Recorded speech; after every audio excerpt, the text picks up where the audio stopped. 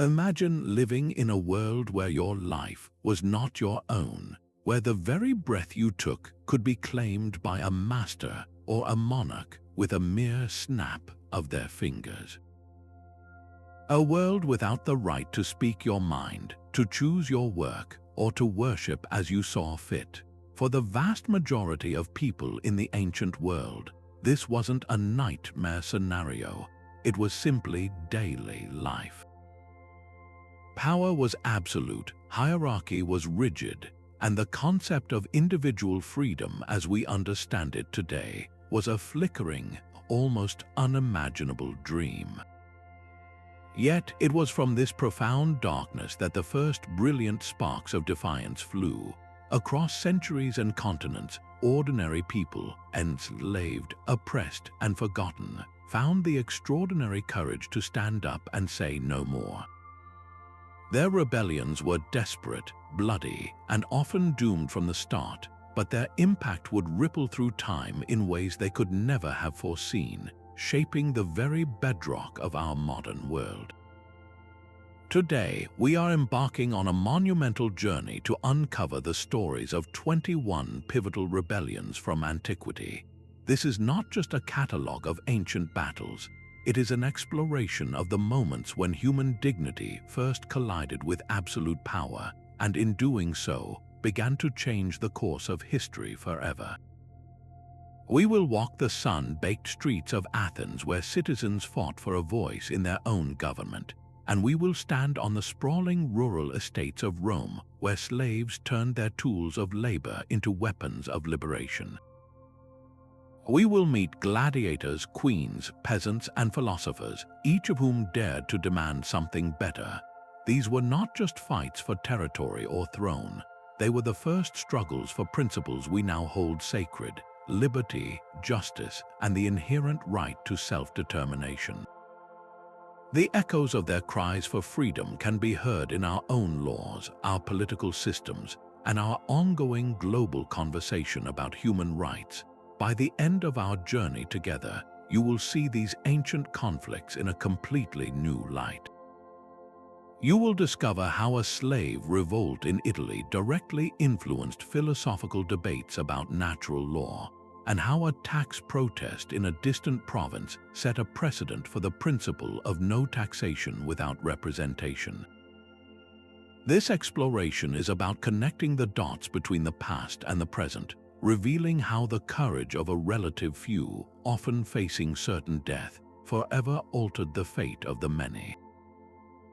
So prepare to step back in time to an era of immense risk and even greater reward, as we begin with the story that shook the Roman Republic to its core, the first great slave revolt led by the gladiator who became a legend, Spartacus. To truly grasp the monumental courage of the rebels we are about to meet, we must first step into their world and see it through their eyes. The ancient landscape was fundamentally different from our own, especially in its understanding of what it meant to be free. For us, freedom often encompasses a bundle of rights: speech, assembly, self-governance. But in antiquity, for a vast portion of the population, freedom had a much more basic, more brutal definition. It was the stark opposite of slavery. To be free was, first and foremost, to not be someone else's property, to have control over your own body and its labor. This was not a given, it was a precious and fragile state. Society was structured like a pyramid, with an unshakable belief that this hierarchy was the natural, even divine, order of the universe. At the peak sat the emperor, the pharaoh, the king, a figure often seen as a god on earth, whose word was law. Below them, a small aristocratic elite held vast wealth and power, while the immense base of the pyramid was made up of peasants, laborers, and slaves who produced everything but owned almost nothing. Social mobility was virtually non-existent. You were born into your station, and you were expected to stay there. To challenge this order was not merely to disagree with a policy, it was to rebel against the cosmos itself, to invite chaos into the world as the ancients knew it. This is why rebellion was such a desperate act. It was never entered into lightly. These uprisings were born from the absolute extremity of human suffering, from the crack of the overseer's whip on a slave's back, from the crushing weight of a tax burden that left families starving, from the profound humiliation of seeing one's sacred temples defiled by a foreign conqueror. The spark was often a single, intolerable injustice that made the immense risk of death seem preferable to the certainty of a life without dignity, and the risks could not be overstated. Failure was not just a personal tragedy, it was a spectacle of terror designed to deter anyone else from following suit. Crucifixion, mass executions, enslavement of survivors, these were the standard, brutal tools of state punishment. Yet within this atmosphere of overwhelming power and terrifying consequence, people still rose up. Their goals were often modest by our standards, not to create a perfect democracy, but to end a specific abuse, to secure the right to worship their gods, or simply to escape a life of relentless toil. But in achieving these goals, however temporarily, they achieved something far greater. They planted the idea that the established order was not immutable. They demonstrated that power, no matter how absolute it seemed, could be questioned and challenged. This backdrop of profound inequality and immense risk is what makes their stories so powerful. It transforms their struggles from simple conflicts into foundational moments in the long, slow journey toward the freedoms we enjoy today, setting the stage for our first story of defiance that began in the most unlikely of places, a gladiator's school. Picture the grim training grounds of a gladiator school in Capua in the year 73 before the Common Era. Here, men were not soldiers but property, trained to kill each other for the entertainment of others. The air was thick with the smell of sweat, fear, and metal. It was in this brutal environment that a Thracian slave named Spartacus, a man who had once fought for Rome as an auxiliary soldier before being enslaved, saw an opportunity not just for escape but for transformation. He and about 70 of his fellow gladiators did the unthinkable. Using kitchen knives and spits as their initial weapons, they broke out of their prison, turning the very tools of their captivity into the first instruments of their liberation. This was not merely a jailbreak, it was the opening act of a war for the human spirit, a conflict that would become known as the Third Servile War and the most famous slave revolt in history. What began as a small band of fugitives quickly snowballed into a massive movement. As Spartacus and his leaders, Crixus and Oenomaus, moved through the Italian countryside, they were joined by thousands of other enslaved individuals, farmhands, shepherds, miners, all who yearned for freedom. This was the rebellion's greatest strength and its most startling aspect to the Romans. It wasn't a foreign army, it was a domestic crisis, an uprising from within the very heart of the system that relied on their subjugation. Spartacus proved to be a military genius, a natural leader who organized this diverse multitude into a formidable fighting force. They weren't just a rabble, they were an army that understood Roman tactics and, more importantly, understood the terrain. With brilliant guerrilla strategies, they repeatedly humiliated the Roman legions sent to crush them, defeating multiple praetors and even 2 consuls in pitched battles. For 2 years, this slave army roamed Italy, a living, breathing challenge to the world's greatest power. The ultimate goal of Spartacus remains one of history's great mysteries. Some ancient sources suggest he wanted to lead his followers over the Alps to freedom in their homelands. Others claim he planned to march on Rome itself. Whatever his final aim, the rebellion's end was as brutal as its beginning was inspiring. The Roman Senate, now thoroughly alarmed, gave the wealthy general Marcus Licinius Crassus sole command and a massive army to finally end the threat. After a long campaign of maneuver and attrition, Crassus managed to trap Spartacus and his main force in the toe of Italy. In a final, desperate battle in 71 before the Common Era, Spartacus reportedly fought with legendary fury, attempting to cut his way directly to Crassus himself before being overwhelmed and killed. The reprisal was swift and designed to send an unmistakable message. Crassus ordered 6,000 surviving rebels crucified along the Appian Way, the main road leading into Rome, their bodies left to rot for miles as a gruesome warning against future defiance. Yet the true impact of Spartacus's uprising was far more profound than its bloody conclusion. While the rebels were militarily defeated, they had won a psychological victory that resonated through the centuries. The revolt forced the Roman elite to confront an uncomfortable truth. Their entire economy and way of life were built upon a foundation of human misery that was capable of erupting into catastrophic violence.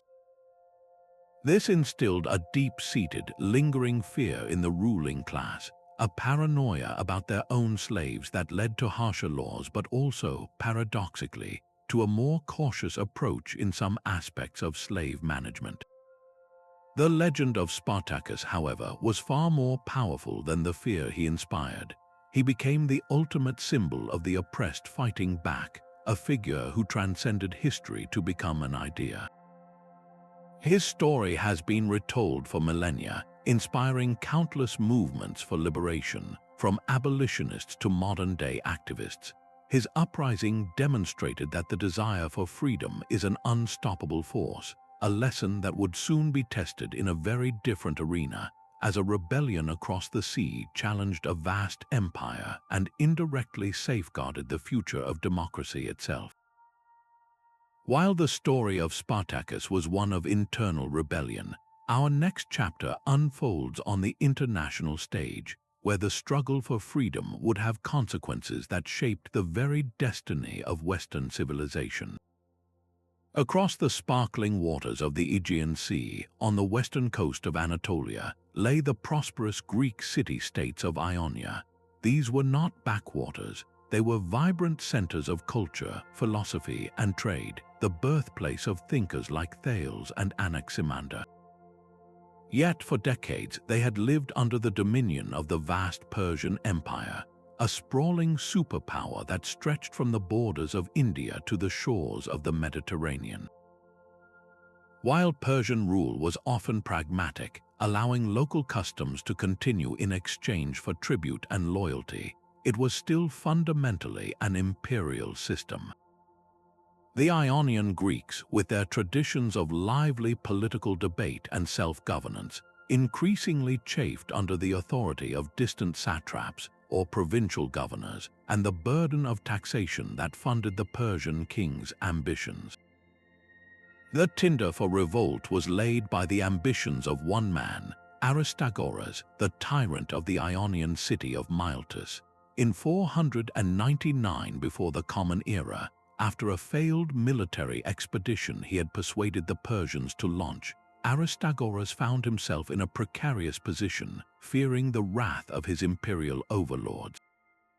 In a dramatic act of self-preservation that turned into a revolutionary cause, he decided to lead a rebellion.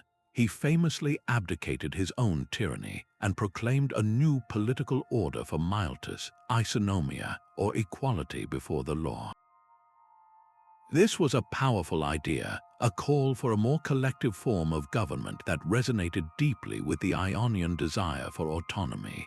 Aristagoras then became a diplomat of revolt, traveling from city to city across Ionia, persuading his fellow Greeks to join a unified uprising against their Persian masters. The appeal to freedom proved potent, and one by one, the Ionian cities cast out their Persian-appointed tyrants and declared their independence. Understanding the immense power they were challenging, the Ionians knew they could not succeed alone. They looked across the sea to their ethnic and cultural brethren in mainland Greece, specifically to the two most powerful maritime states, Athens and Eretria. The appeal struck a chord. For Athens, there were ties of kinship. Many Ionian cities claimed Athenian ancestry, and a growing sense of solidarity against the encroaching Eastern power. Both Athens and Eretria agreed to send help, dispatching a fleet of ships to support the rebellion. This decision, though it might have seemed like a minor act of support at the time, was a historic turning point. It was the moment the conflict ceased to be a regional dispute and became a direct confrontation between the rising powers of Greece and the colossal Persian Empire. The involvement of Athens, in particular, would draw the focused attention of the Persian King of Kings, Darius I, who would not forget this act of defiance. The revolt itself was a tumultuous 6-year affair marked by both stunning successes and catastrophic failures. The rebels enjoyed an early victory, marching inland to sack the Persian regional capital of Sardis. However, this initial triumph was followed by a string of defeats as the vast and disciplined Persian military machine began to grind down the rebellion. The Ionian fleet, the backbone of their power, was finally and decisively destroyed at the Battle of Lade in 494 before the Common Era. The subsequent fall of Miletus was brutal. The city was sacked, its population killed or enslaved, and its famous temple destroyed. By any military measure, the Ionian Revolt was a total failure. The Persian Empire had reasserted its control with overwhelming force, and the hopes of Ionian freedom were extinguished for a generation. But the true legacy of the revolt was not written in the ashes of Miletus, it was written in the response it provoked. For King Darius, the rebellion was a nuisance, but the involvement of Athens was an unforgivable insult. A minor city-state from the edge of the known world had dared to interfere in the affairs of his empire. To ensure such an affront would never happen again, Darius decided that mainland Greece itself must be conquered and absorbed into his domain. This set in motion the Persian Wars, a series of legendary conflicts that would see the massive invasions of Greece by Darius and later his son, Xerxes. It was in defense against these invasions that the Greeks achieved their most famous victories: the Athenian hoplites' stunning win at Marathon, and the heroic last stand of the 300 Spartans at Thermopylae, which bought time for the allied Greek fleet to destroy the Persian navy at Salamis.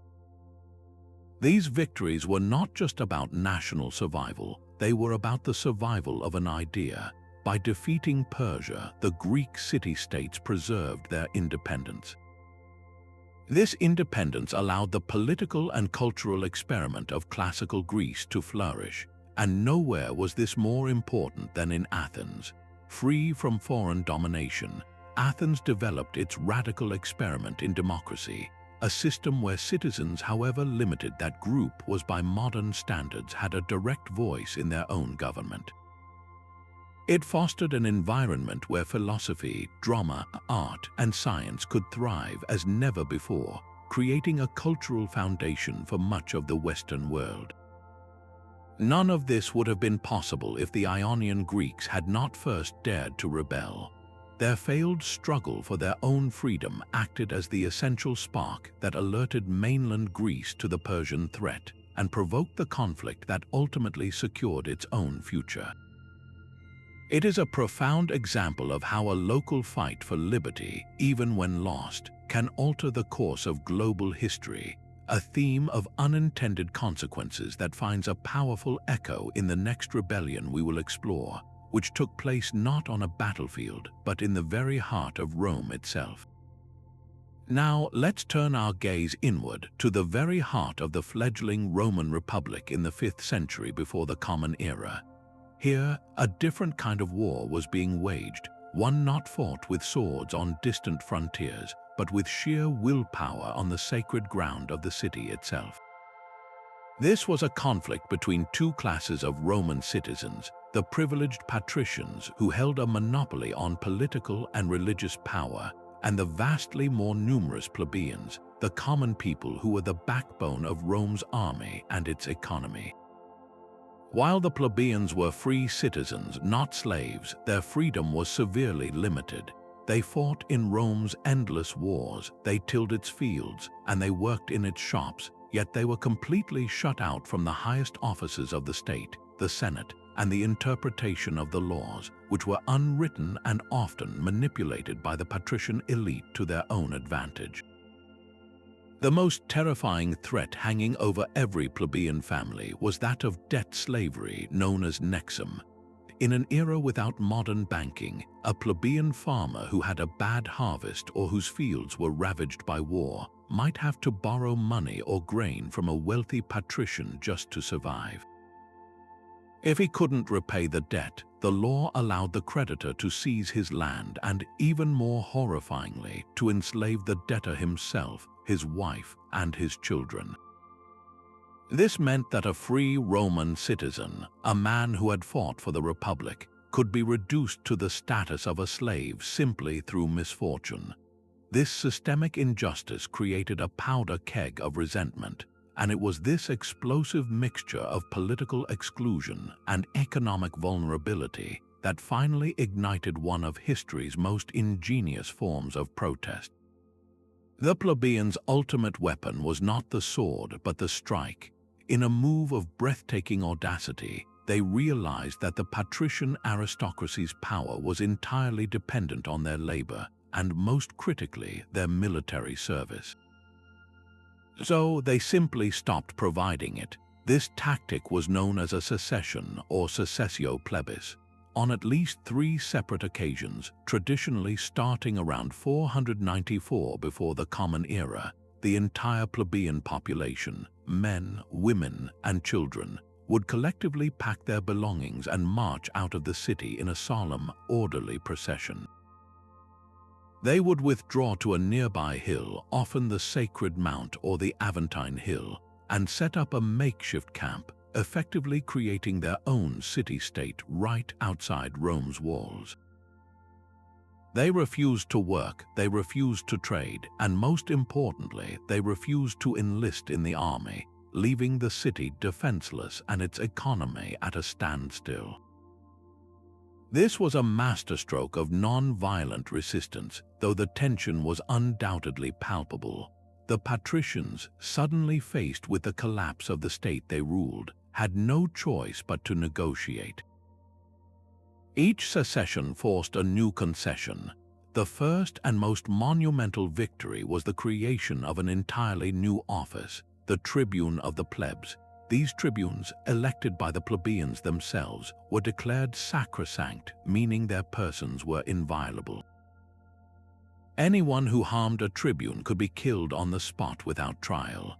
This sacred protection gave the tribunes the power to do their most important job, the intercessio, or the veto. A single tribune could block any action by a magistrate, any law passed by the assembly, or any decree of the Senate that he judged harmful to the common people. It was a revolutionary check on the power of the elite, but the plebeians did not stop there. Their pressure continued for over 2 centuries in what historians call the conflict of the orders.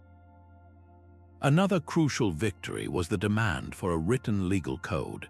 The plebeians argued that laws should not be secret knowledge held only by patrician priests. They should be public, applied equally to all citizens. This led to the commissioning of the 12 Tables around 450 before the Common Era, Rome's first written set of laws, which were posted publicly in the Forum for everyone to see. While the laws themselves were often harsh by modern standards, the very act of publishing them was a giant leap toward the rule of law and away from arbitrary rule by the privileged few. Over time, the plebeians also won the right to marry patricians, and eventually the right to hold the highest offices in the state, including the consulship itself. The legacy of the plebeian secessions is nothing short of foundational. This was not a bloody coup that replaced one set of rulers with another. It was a slow, deliberate, and brilliantly executed process of constitutional reform achieved from below. It established the radical principle that the state's legitimacy derives from the consent and cooperation of its people. The office of the tribune became a permanent voice for the common citizen, a powerful reminder that those in power must listen to the governed.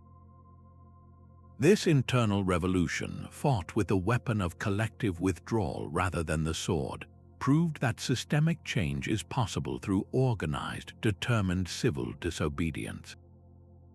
It laid the essential groundwork for the Roman Republic's stability and expansion, creating a political system that, while never fully democratic, was far more inclusive than any of its contemporaries. This story of a people winning their rights through solidarity and strategic pressure offers a striking contrast to our next rebellion, which was ignited not by economic grievance, but by a fervent and deeply personal defense of faith. From the political struggles within Rome, we now travel to the hills of Judea, where a rebellion was sparked not by a tax burden or a demand for political office, but by a profound assault on the human spirit itself. In the 2nd century before the Common Era, the land of Israel was under the control of the Seleucid Empire, one of the successor states to Alexander the Great's vast domain.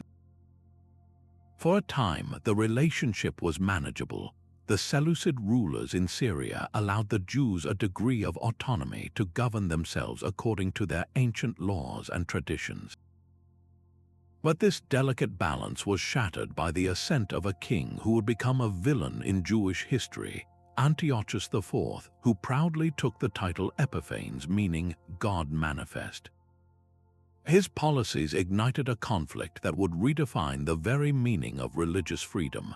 Antiochus was a Hellenistic king, deeply committed to spreading Greek culture, or Hellenism, throughout his empire.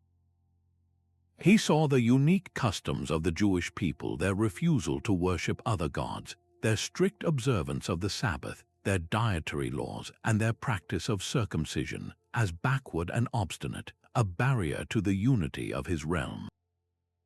What began as cultural pressure escalated with terrifying speed into outright persecution. In 167 before the Common Era, Antiochus issued a series of decrees that outlawed Judaism entirely. The Torah scrolls were burned, the practice of Jewish rituals was made a capital offense, and the ultimate desecration occurred. The Great Temple in Jerusalem, the holiest site in Judaism, was transformed. An altar to the Greek god Zeus was erected within its sacred precincts, and the abomination of pagan sacrifices, including swine, was conducted upon its altar. This was more than just political domination. It was an attempt to annihilate a thousands-year-old identity. The spark that lit the fuse of rebellion did not come in a grand battle, but in the small village of Modian. There, a Seleucid official arrived to enforce the new religious decrees, ordering the local priest, Mattathias of the Hasmonean family, to make a pagan sacrifice. Mattathias refused, but when another Jew stepped forward to comply, the priest's fury erupted. He killed both the apostate Jew and the royal official, tore down the pagan altar, and fled to the hills with his 5 sons, crying out, "Let everyone who is zealous for the law and supports the covenant come out after me." This act of defiant violence marked the beginning of a full-scale guerrilla war. The rebellion was led by Mattathias and, after his death, by his 3rd son, Judah, who would be given the enduring nickname Maccabeus, a word often interpreted to mean the hammer for his fierce blows against the enemy. The Maccabees and their followers were not a professional army facing the well-drilled forces of a global empire. They were farmers, priests, and townspeople fighting a desperate campaign from caves and mountain strongholds. Yet, under Judah's brilliant leadership, they leveraged their knowledge of the rugged terrain and their profound motivation to wage a highly effective guerrilla war. They ambushed Seleucid patrols, disrupted supply lines, and won a series of stunning victories against vastly larger and better equipped forces. Through a combination of daring tactics and unshakable faith, the rebel army grew in strength and confidence until, in 164 before the Common Era, they achieved the impossible. They liberated Jerusalem and marched into the temple courtyard. What they found was a scene of devastation and defilement. The Maccabees immediately set about cleansing and restoring the temple, a process that, according to tradition, revealed a miracle. They found only a single small cruse of ritually pure olive oil, enough to light the temple's menorah for just one day. Yet, the story goes, the oil burned for 8 full days, enough time to prepare a new supply. This event is commemorated to this day in the Jewish festival of Hanukkah, the Festival of Lights, a celebration of dedication and miraculous light triumphing over overwhelming darkness. The military and spiritual victory was complete. The Maccabean Revolt had not only secured the right to worship freely, but had established an independent Jewish kingdom, the Hasmonean dynasty, which would rule for about a century. The legacy of the Maccabees is monumental. They created one of the earliest and most powerful precedents in history for a war fought specifically for religious liberty. Their struggle asserted that a people's right to their conscience, their traditions, and their God was a cause worth dying for.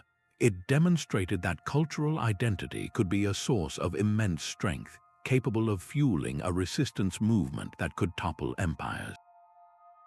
The story of Hanukkah, while focusing on the miracle of the oil, is rooted in this bloody, courageous fight for the freedom to be different.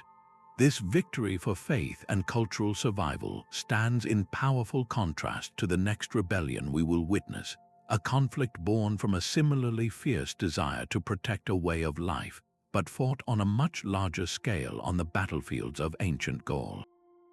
Now we journey north from the sun-scorched deserts and into the deep, misty forests of Gaul, a land of fierce tribes and ancient traditions that stood directly in the path of Rome's relentless expansion. This was not a unified nation, but a patchwork of proud Celtic peoples, each with their own chieftains and rivalries, often warring with one another as much as with any outside threat. Into this volatile world stepped the ambitious proconsul Gaius Julius Caesar, who saw in Gaul not just a military challenge, but the perfect stage to build his fortune and fame. His campaigns, which he would famously document in his Gallic Wars, were portrayed as a noble effort to bring Roman order to a chaotic land. But from the perspective of the Gauls, it was an invasion, a systematic campaign of conquest that threatened to erase their entire way of life. The Roman legions were an unstoppable machine, and for years they picked off the tribes one by one, exploiting their divisions. It seemed that the fate of Gaul was to become just another province, its people destined to be assimilated into the vast, impersonal Roman Empire. But then a leader emerged who dared to envision a different future.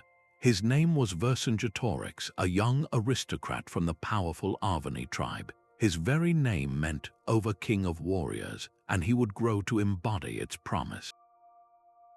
What set Vercingetorix apart was his profound understanding that the only way to survive was to unite. He traveled from tribe to tribe, using his formidable skills of persuasion to argue that their ancient squabbles were a luxury they could no longer afford. He convinced them that they were no longer Arverni or Aedui or Bactriges first. They were Gauls facing a common enemy who would enslave them all.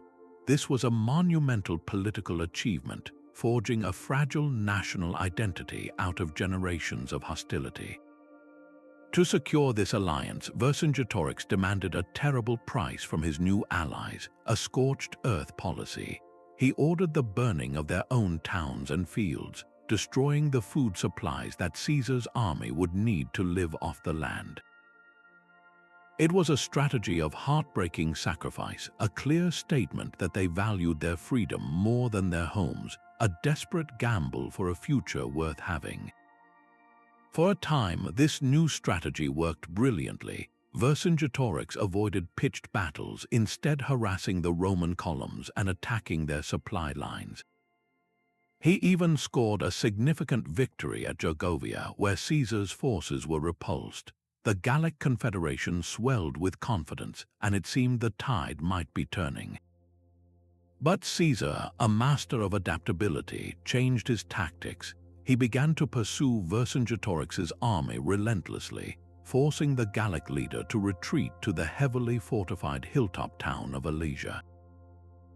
Confident in its strong defenses and vast stores of food, Vercingetorix likely believed he could wait out the Romans. It was a fateful decision. Caesar, upon arriving, did something that showcased the terrifying engineering prowess of Rome.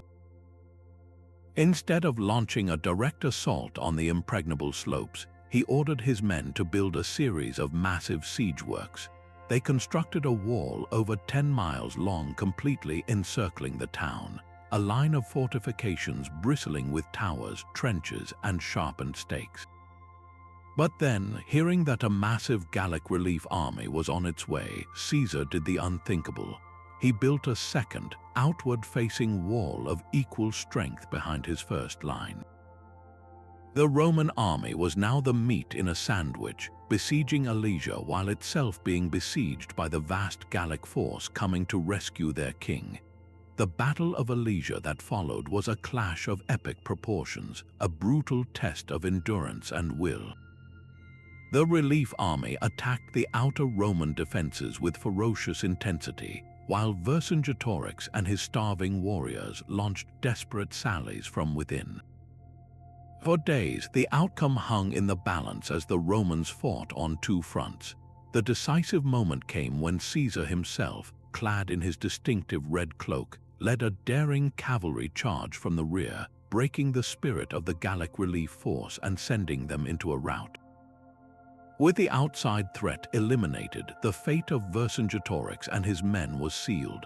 Trapped and starving, the Gallic leader made a final, noble choice. He could have fought to the death, but he chose instead to surrender in the hope of saving his people. In a dramatic scene, he rode out of Alesia in his finest armor, circled the seated Caesar on his horse, then dismounted, laid his weapons at the Romans' feet, and sat in silence. He was taken to Rome, imprisoned for 6 years, and finally executed in Caesar's triumphal parade. Vercingetorix was defeated, and Gaul was thoroughly Romanized. Yet his rebellion was far from a meaningless failure. It was the most significant and organized resistance the Roman Republic ever faced, a struggle that pushed Julius Caesar to the absolute limit of his military genius. The rebellion forced Rome to acknowledge that the peoples they dismissed as barbarians were capable of sophisticated strategy, political unity, and a profound love of liberty. The memory of Vercingetorix's stand was kept alive in local legends for centuries, only to be rediscovered and celebrated during the French Renaissance. In the 19th century, as France sought to build a modern national identity, Vercingetorix was transformed into a heroic founding figure, a symbol of patriotic resistance against foreign invasion. His statue stands tall at the supposed site of Alesia, a testament to how a lost cause fought for a noble ideal can inspire generations far into the future. This story of a unified stand against an empire finds a powerful, though much earlier, parallel in a rebellion that shook the very foundations of the ancient world's first superpower. Centuries before the rise of Rome and the defiance of Vercingetorix, the ancient world witnessed the birth of a new kind of empire, one whose very name became synonymous with terror and overwhelming force. This was the Assyrian Empire, history's first true military superpower. Originating from the fertile lands of Mesopotamia, the Assyrians perfected the art of warfare on a scale never before seen.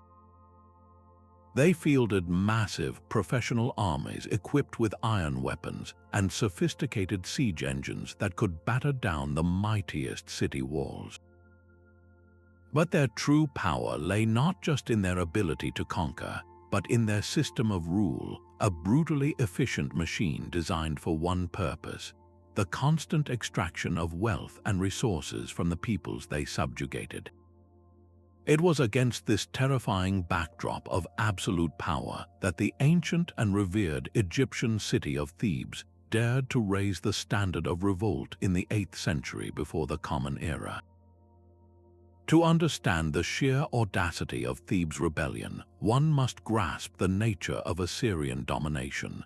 When the Assyrians conquered a region, they did not seek to gently assimilate its people.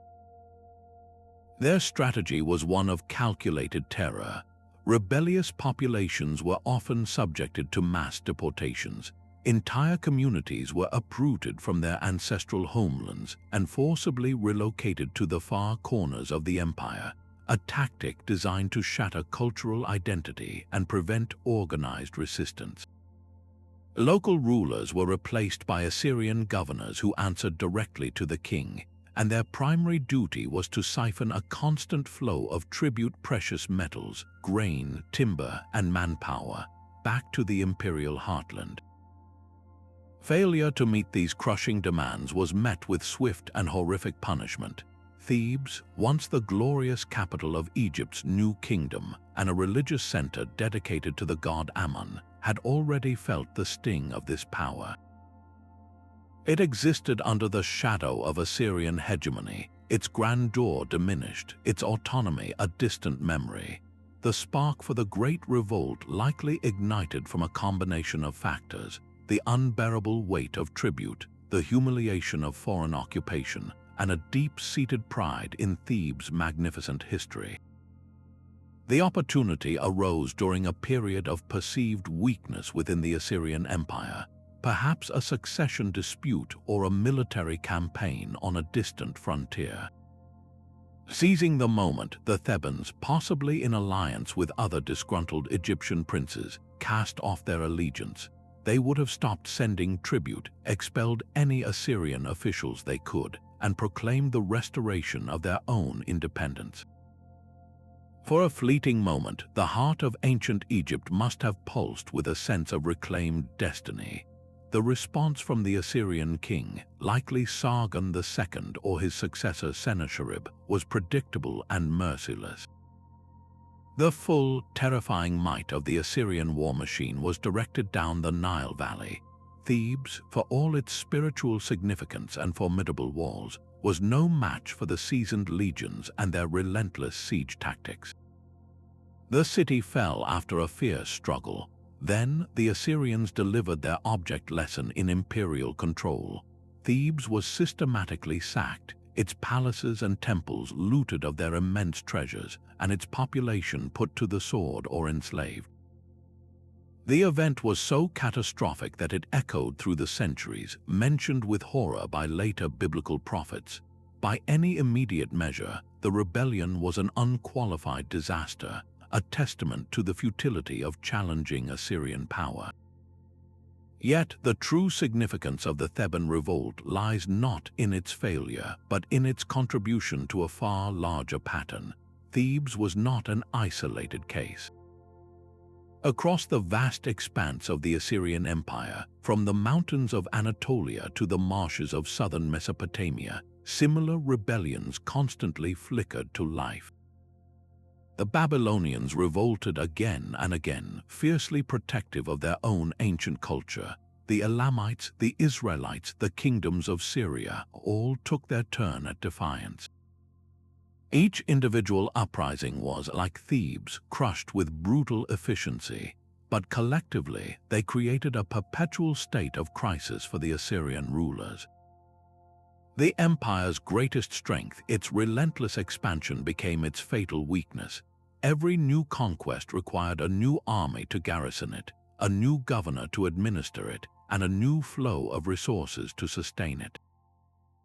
The constant need to put down revolts stretched the Assyrian military and bureaucracy to its breaking point, draining the imperial treasury and exhausting its human capital.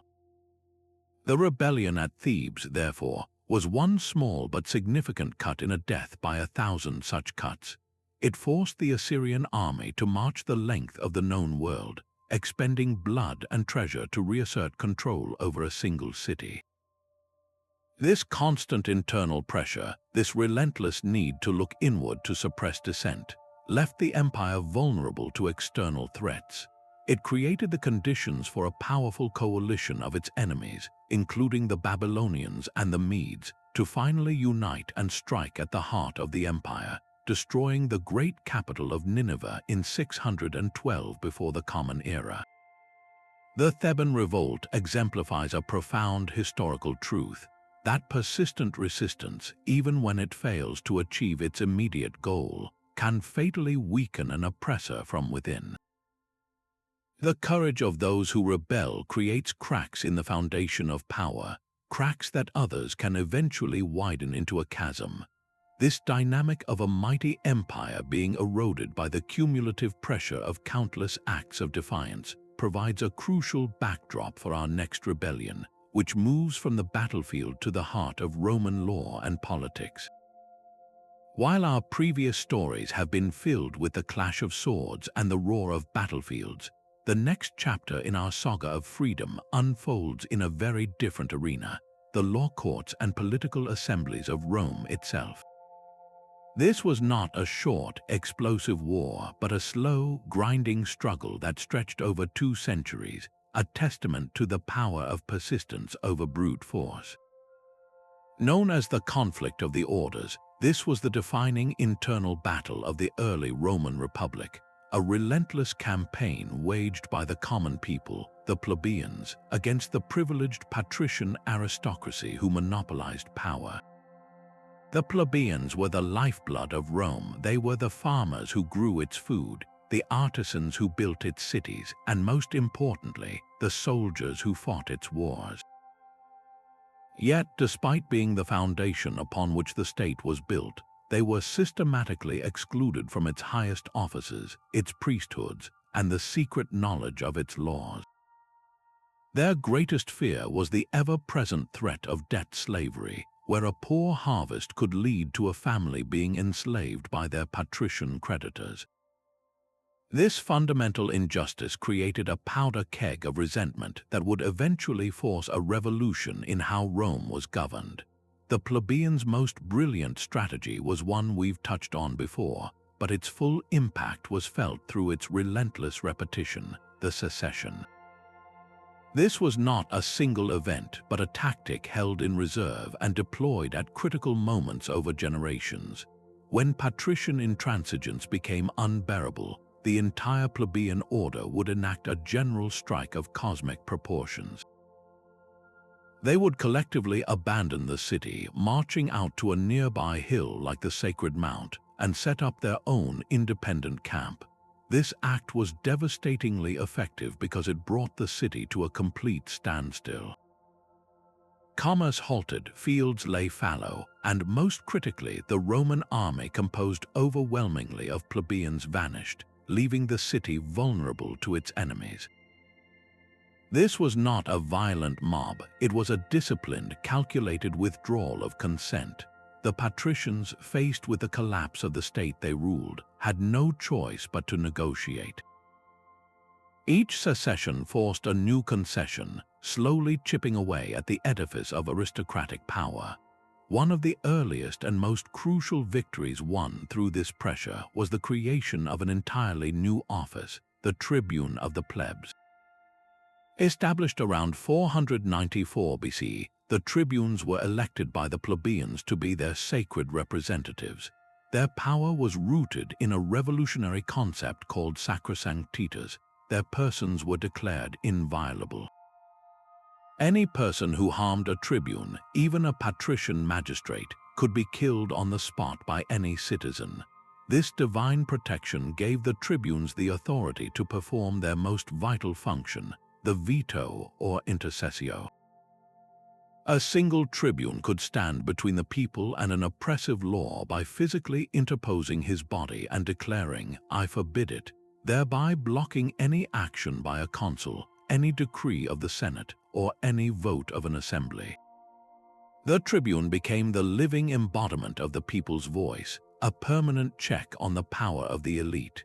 But perhaps the most transformative achievement of this long conflict was the demand for a published legal code. For centuries, the law was unwritten, known and interpreted only by the patrician priests and magistrates. This allowed for arbitrary and biased judgments against the plebeians, who had no way to know their rights or defend themselves in court. After decades of agitation, a commission was finally sent to Greece to study the laws of Solon, and in 450 BCE, the results were hammered onto 12 bronze tablets and displayed publicly in the Roman Forum. The Law of the 12 Tables was born, while its contents seem harsh to us today, prescribing brutal punishments and solidifying the power of the paterfamilias. Its significance was earth-shattering. For the first time, the law was not a secret weapon of the aristocracy. It was public property. It established the principle that the law should be applied equally to all citizens, a cornerstone of any just society. Now a plebeian could point to a written statute and say, "Here is my right."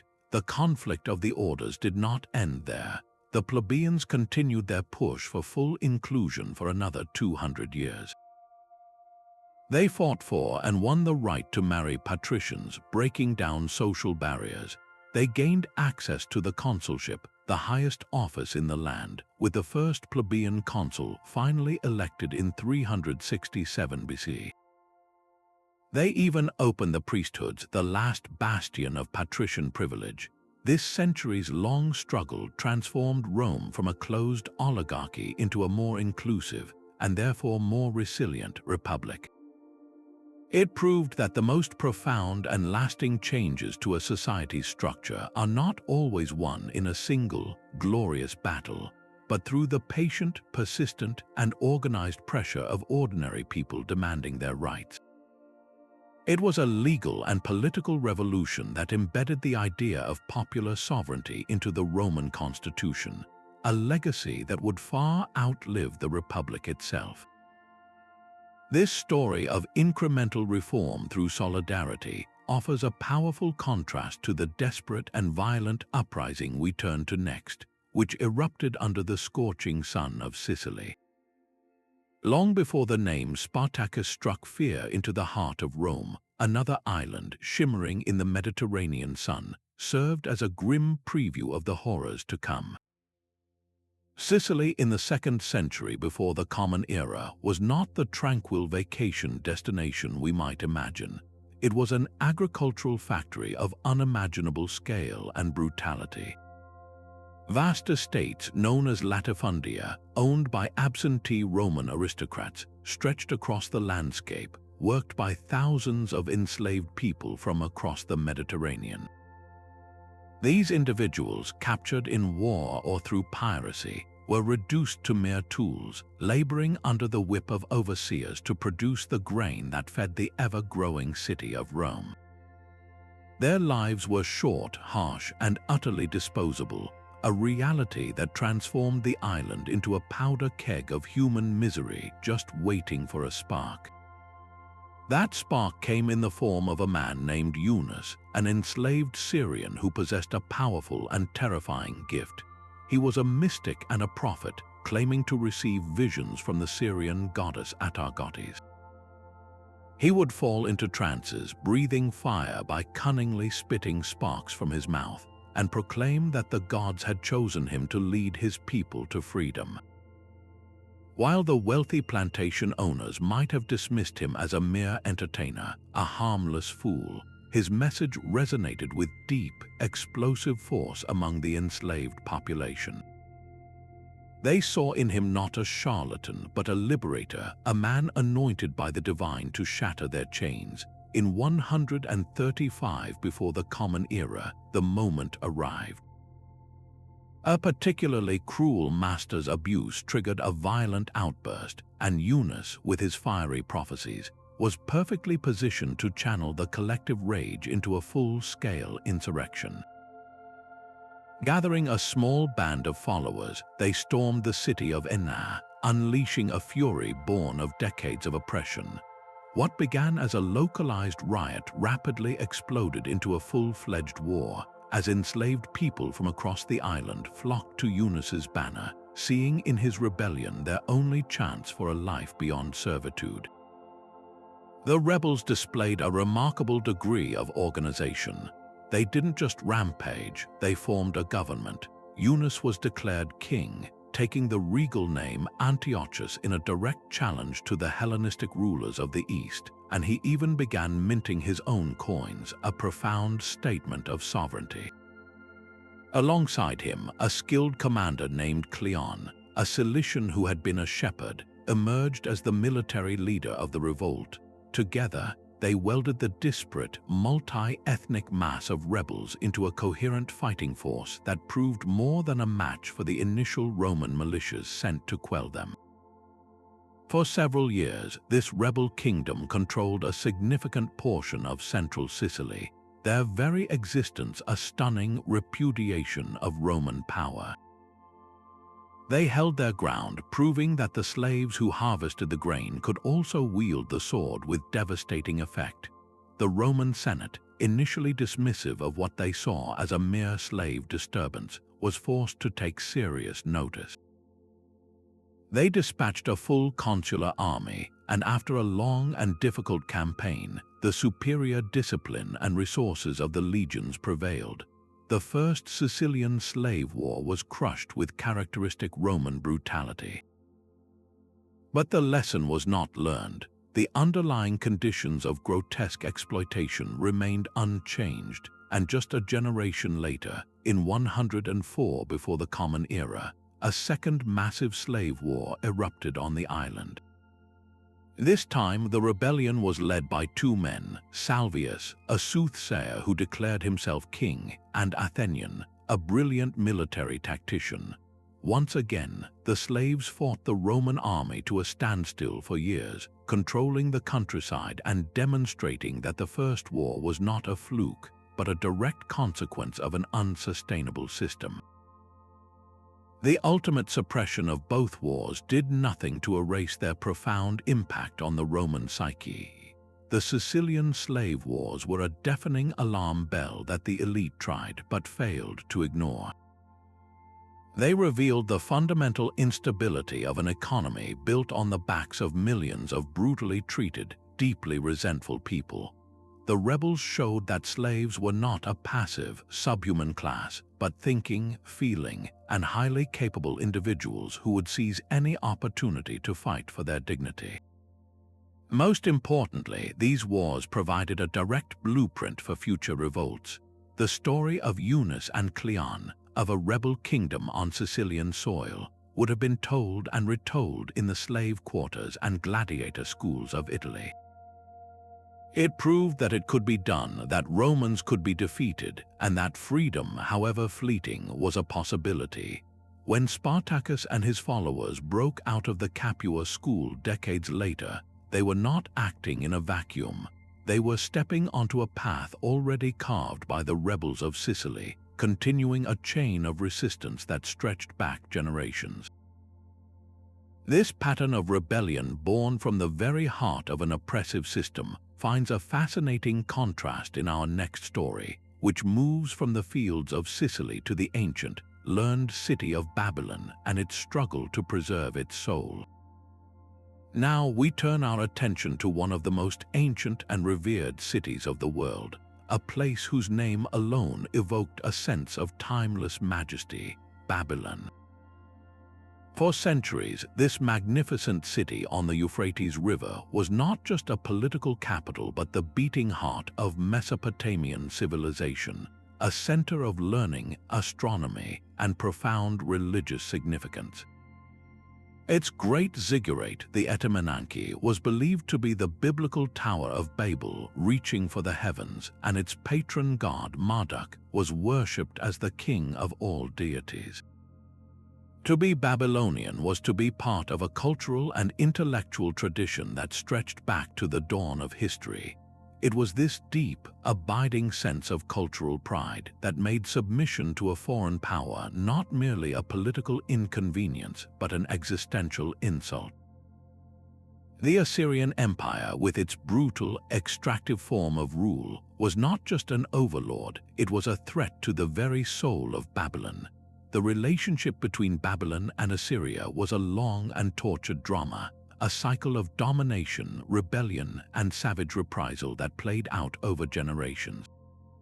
The Assyrians, though fellow Mesopotamians who shared some cultural roots, ruled with an iron fist.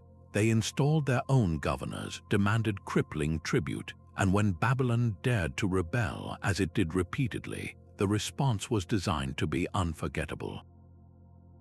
In 689 BC, after a particularly stubborn revolt, the Assyrian king Sennacherib lost all patience.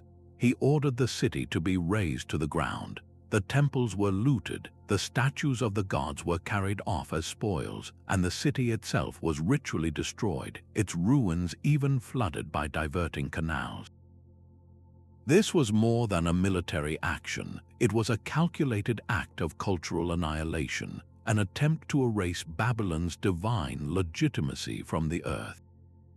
The message was clear: defiance leads to obliteration, but you cannot erase a civilization as resilient as Babylon's. Sennacherib's own son and successor, Esarhaddon, perhaps fearing the god's wrath, reversed his father's policy and ordered the city to be rebuilt. Yet the underlying tension remained. The Babylonians never forgot their humiliation, and their desire for true autonomy only smoldered hotter. Each subsequent rebellion, though often crushed, reinforced a powerful collective identity defined in opposition to Assyrian tyranny. The struggle became a core part of the Babylonian story, a testament to their unwavering belief that their city, their gods, and their way of life were destined for greatness, not subservience. This cultural resistance was the fuel that kept the fire of rebellion alive for over a century, waiting for the right moment to blaze forth. That moment finally arrived in the 7th century BC. The Assyrian Empire, though it appeared invincible from the outside, was beginning to fray at the edges. Constant warfare and the immense cost of suppressing revolts across its vast territory had stretched its resources thin. A bitter civil war for the Assyrian throne created a critical window of opportunity. The Babylonians, under a dynamic leader named Nabopolassar, saw their chance. But Nabopolassar understood that Babylon could not face the Assyrian colossus alone.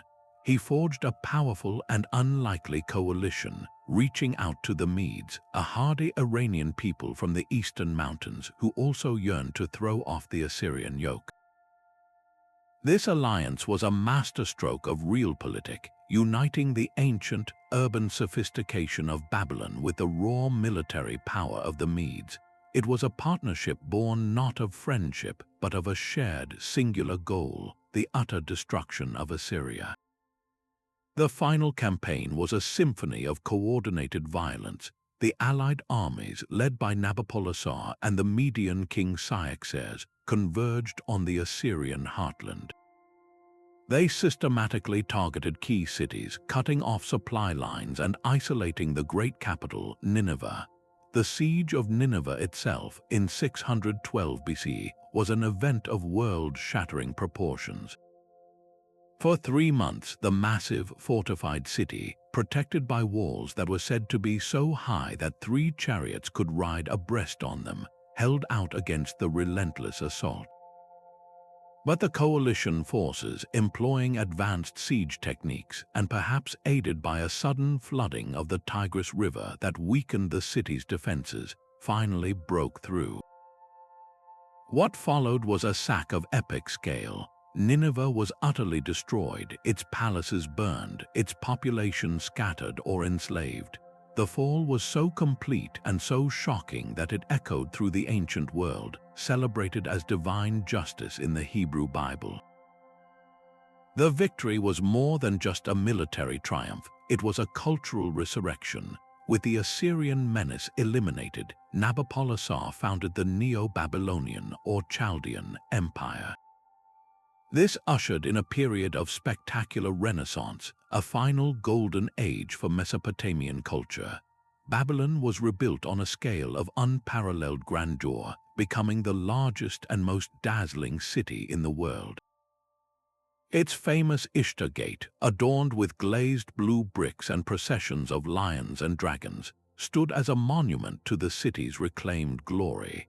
Under Nabopolassar's son, the legendary King Nebuchadnezzar II, the city reached its zenith with the construction of the Hanging Gardens, remembered as one of the 7 wonders of the ancient world. Babylonian scholars made immense strides in astronomy, meticulously mapping the stars and creating sophisticated mathematical models. The rebellion had achieved its ultimate purpose. It had secured not just political independence, but the preservation and flourishing of a unique cultural identity for generations to come. The Babylonian Revolt stands as a timeless testament to the power of cultural memory as a force for liberation, proving that the will to protect one's heritage can, against all odds, topple even the mightiest of empires. This profound connection between identity and freedom finds a starkly different, yet equally compelling, expression in our next story, which takes us to the rigid, militaristic society of Sparta and the relentless struggle of its subjugated population, the Helots. When we think of Sparta, our minds are immediately filled with images of bronze-clad hoplites, the legendary discipline of the phalanx, and the brutal training of the agoge that produced some of the most fearsome warriors the world has ever known. But this iconic military society, this city-state that could stand toe-to-toe with the Persian Empire, had a terrifying secret festering within its own borders. The entire Spartan way of life, the very existence of its elite warrior class, was built upon a foundation of brutalized human beings known as the Helots. They were not merely slaves, they were an entire subjugated population, the descendants of the original inhabitants of the region of Laconia and neighboring Messenia, whom the Spartans had conquered and enslaved centuries earlier. The relationship between Spartan and Helot was the defining and ultimately destabilizing feature of their civilization. The Helots vastly outnumbered their Spartan masters, by some estimates as much as 7-1, creating a demographic powder keg that forced Sparta to become a permanently militarized police state, constantly watching its back, its greatest strength born from its deepest fear. The life of a Helot was one of perpetual serfdom, bound to the land they worked but which they did not own. They were assigned to individual Spartan estates, where they farmed the food that fed the Spartan citizens, who were legally forbidden from engaging in any trade or agriculture themselves. In theory, this system freed every Spartan man to be a full-time soldier. In practice, it created a society living on a knife's edge. The Helots were not personal property to be sold away like chattel slaves in Athens or Rome. They were tied to the state itself, a crucial distinction that made their potential rebellion not an individual crime, but an act of war against the Spartan polity. To keep this simmering cauldron from boiling over, the Spartans institutionalized a regime of relentless terror. Every year, upon taking office, the Spartan ephors, the city's chief magistrates, would formally declare war on the Helot population. This was not an empty ritual, it was a legal justification for murder. It allowed for the Krypteia, a secret police force composed of young Spartan men in their final years of training, to conduct state-sanctioned death squads. These youths would roam the countryside at night, armed with daggers, targeting any Helot who appeared particularly strong, intelligent, or rebellious. This annual culling was a cold-blooded tactic designed to eliminate potential leaders and keep the Helot population cowed through sheer, random brutality. Despite this climate of fear, the desire for freedom could not be extinguished. Helot revolts were a recurring nightmare for Sparta, but one event in particular exposed the fragility of their entire system like no other. In the year 464 before the Common Era, a catastrophic earthquake struck the Spartan region. Ancient sources describe it as one of the most severe in memory, leveling buildings and killing thousands, including, according to legend, an entire troop of young Spartan athletes training in a gymnasium. For the Helots, particularly those in the restive province of Messenia, this was not a tragedy, it was a once-in-a-lifetime opportunity. Seeing their masters weakened, disorganized, and grieving, they rose up in a massive, coordinated rebellion. This was not a minor disturbance, it was a full-scale war for independence. The rebels seized the moment of chaos to fortify a stronghold on Mount Ithome in Messenia, a nearly impregnable position from which they could wage a guerrilla war against the Spartan army, which was suddenly struggling to reassemble itself amidst the rubble. The situation became so dire that Sparta, a state famous for its fierce pride and self-reliance, was forced to do the unthinkable. It asked for help. They sent appeals to their allies, including Athens, which had recently emerged as a rising naval power. The Athenians, perhaps seeing a chance to curry favor with the dominant land power in Greece, sent a significant force of hoplites to assist in the siege of Mount Ithome. However, the alliance was strained from the start. The Athenians were known for their more open, democratic culture, and they likely felt a degree of sympathy for the Helots' plight. The Spartans, deeply paranoid by nature and now terrified that the democratic Athenians might side with the rebels, abruptly and insultingly dismissed them, claiming their assistance was no longer required. This diplomatic snub planted a deep seed of resentment in Athens that would later grow into the bitter rivalry of the Peloponnesian War.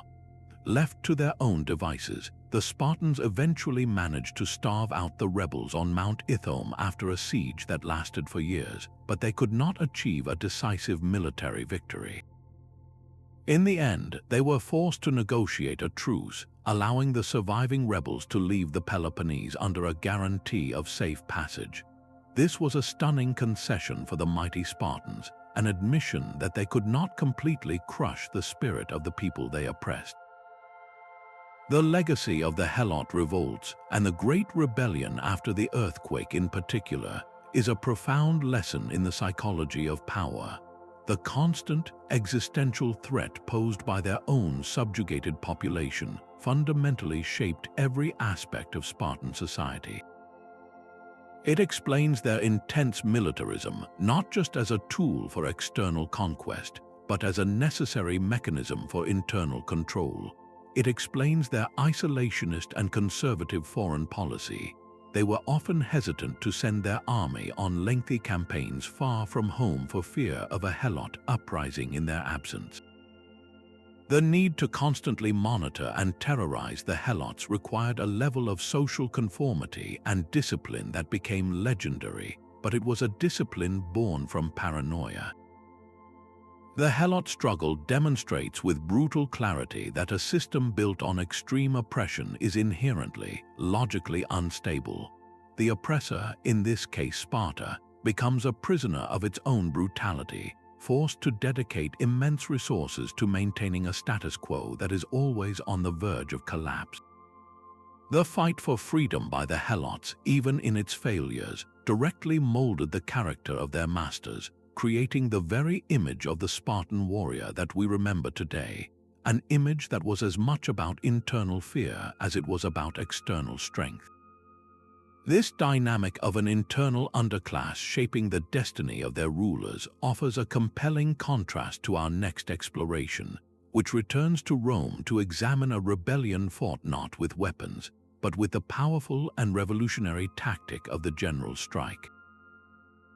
We have already witnessed the story of the Plebeian Secessions as a centuries-long political struggle, but to truly appreciate its genius, we need to isolate and examine its core mechanism, a tactic so revolutionary it would feel remarkably modern even today.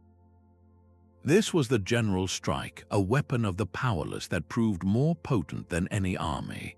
In the early days of the Republic, the patrician aristocracy held all the cards: political office, religious authority, and the unwritten law. The plebeians, the vast majority of the population, possessed just two things: their labor and their role as soldiers. They were the farmers who fed the city, the artisans who built it, and the infantrymen who defended it.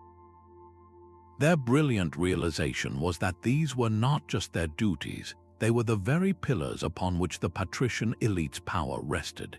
If those pillars were removed, the entire structure would tremble. The decision to stage a secession was not taken lightly. It was a collective act of breathtaking courage. Imagine the scene in the forum as word spread, not through violence or shouted threats, but through a quiet, determined consensus. Families would gather their belongings, shopkeepers would shutter their stalls, and farmers would lay down their tools. Then, in a solemn, orderly procession, the entire plebeian order, men, women, and children, would march out of the city gates.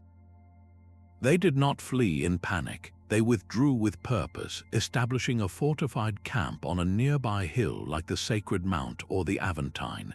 This exodus was a visual and economic earthquake. The bustling markets of Rome fell silent. The fields on the city's outskirts lay untended, but the most terrifying silence for the patricians was the military one. The Roman army, the engine of its expansion and security, simply vanished. The city was left defenseless, its economy paralyzed, its future uncertain. The plebeians were not attacking Rome, they were demonstrating in the most concrete terms possible that Rome could not function without them. This was a masterclass in non-violent resistance, a concept far ahead of its time. By refusing to engage in combat, the plebeians achieved a critical moral and strategic high ground. They could not be branded as traitors or a violent mob seeking to destroy the state. Instead, they presented themselves as its wronged foundation, simply withdrawing their consent to be governed unjustly. The onus of violence fell entirely upon the patricians. Would they attack their own citizens, the very people who grew their food and fought their wars? The secessions created a standoff where the patricians' only rational choice was to negotiate. Each time this happened, the plebeians won concrete, institutionalized gains.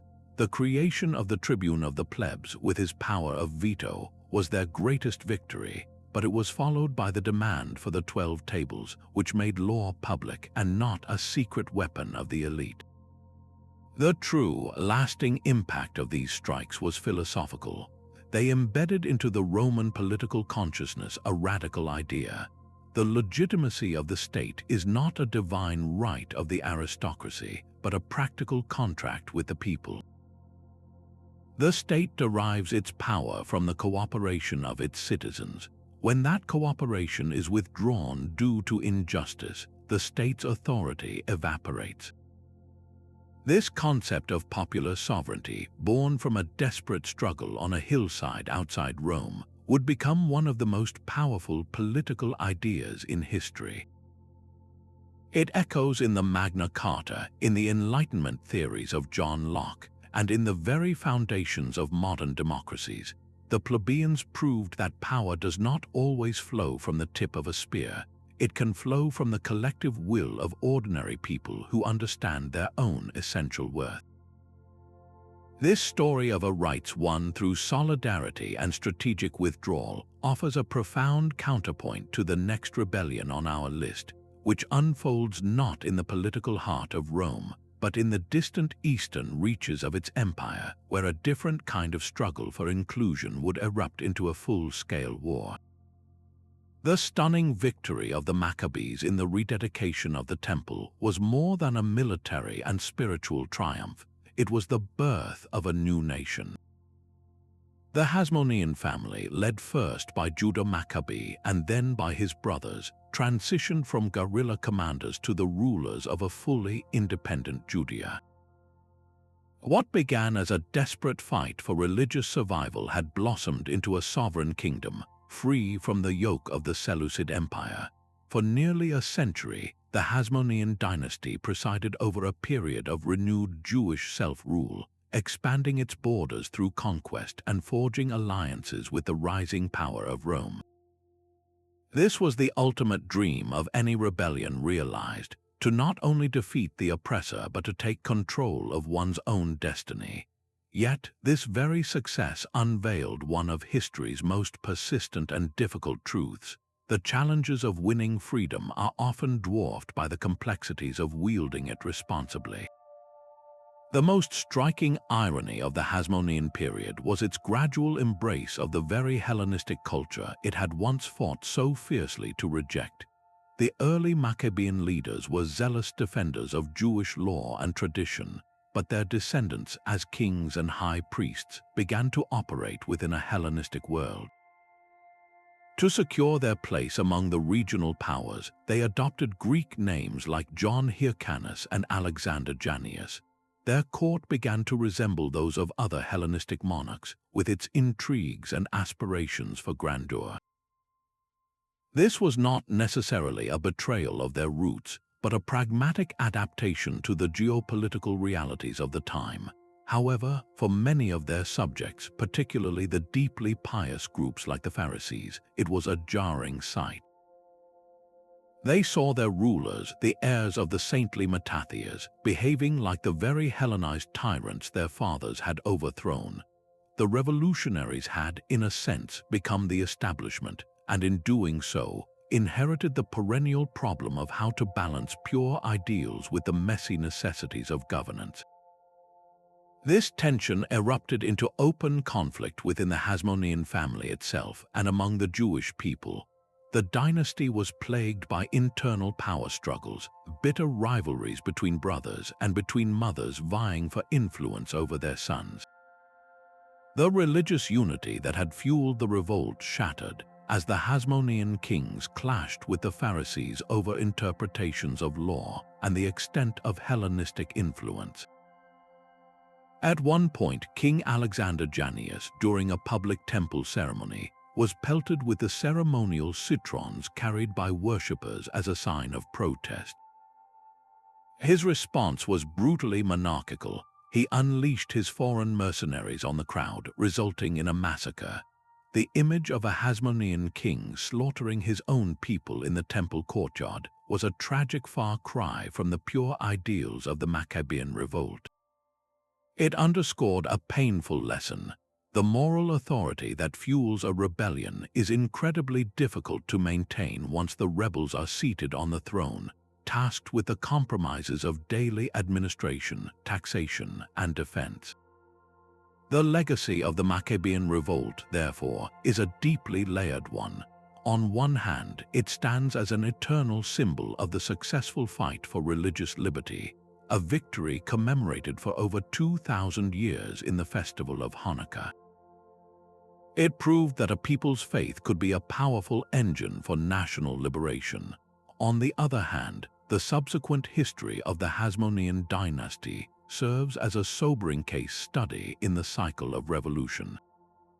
It raises profound and enduring questions about what happens after the tyrant is gone. How does a movement built on purity and opposition transform into a stable, just government?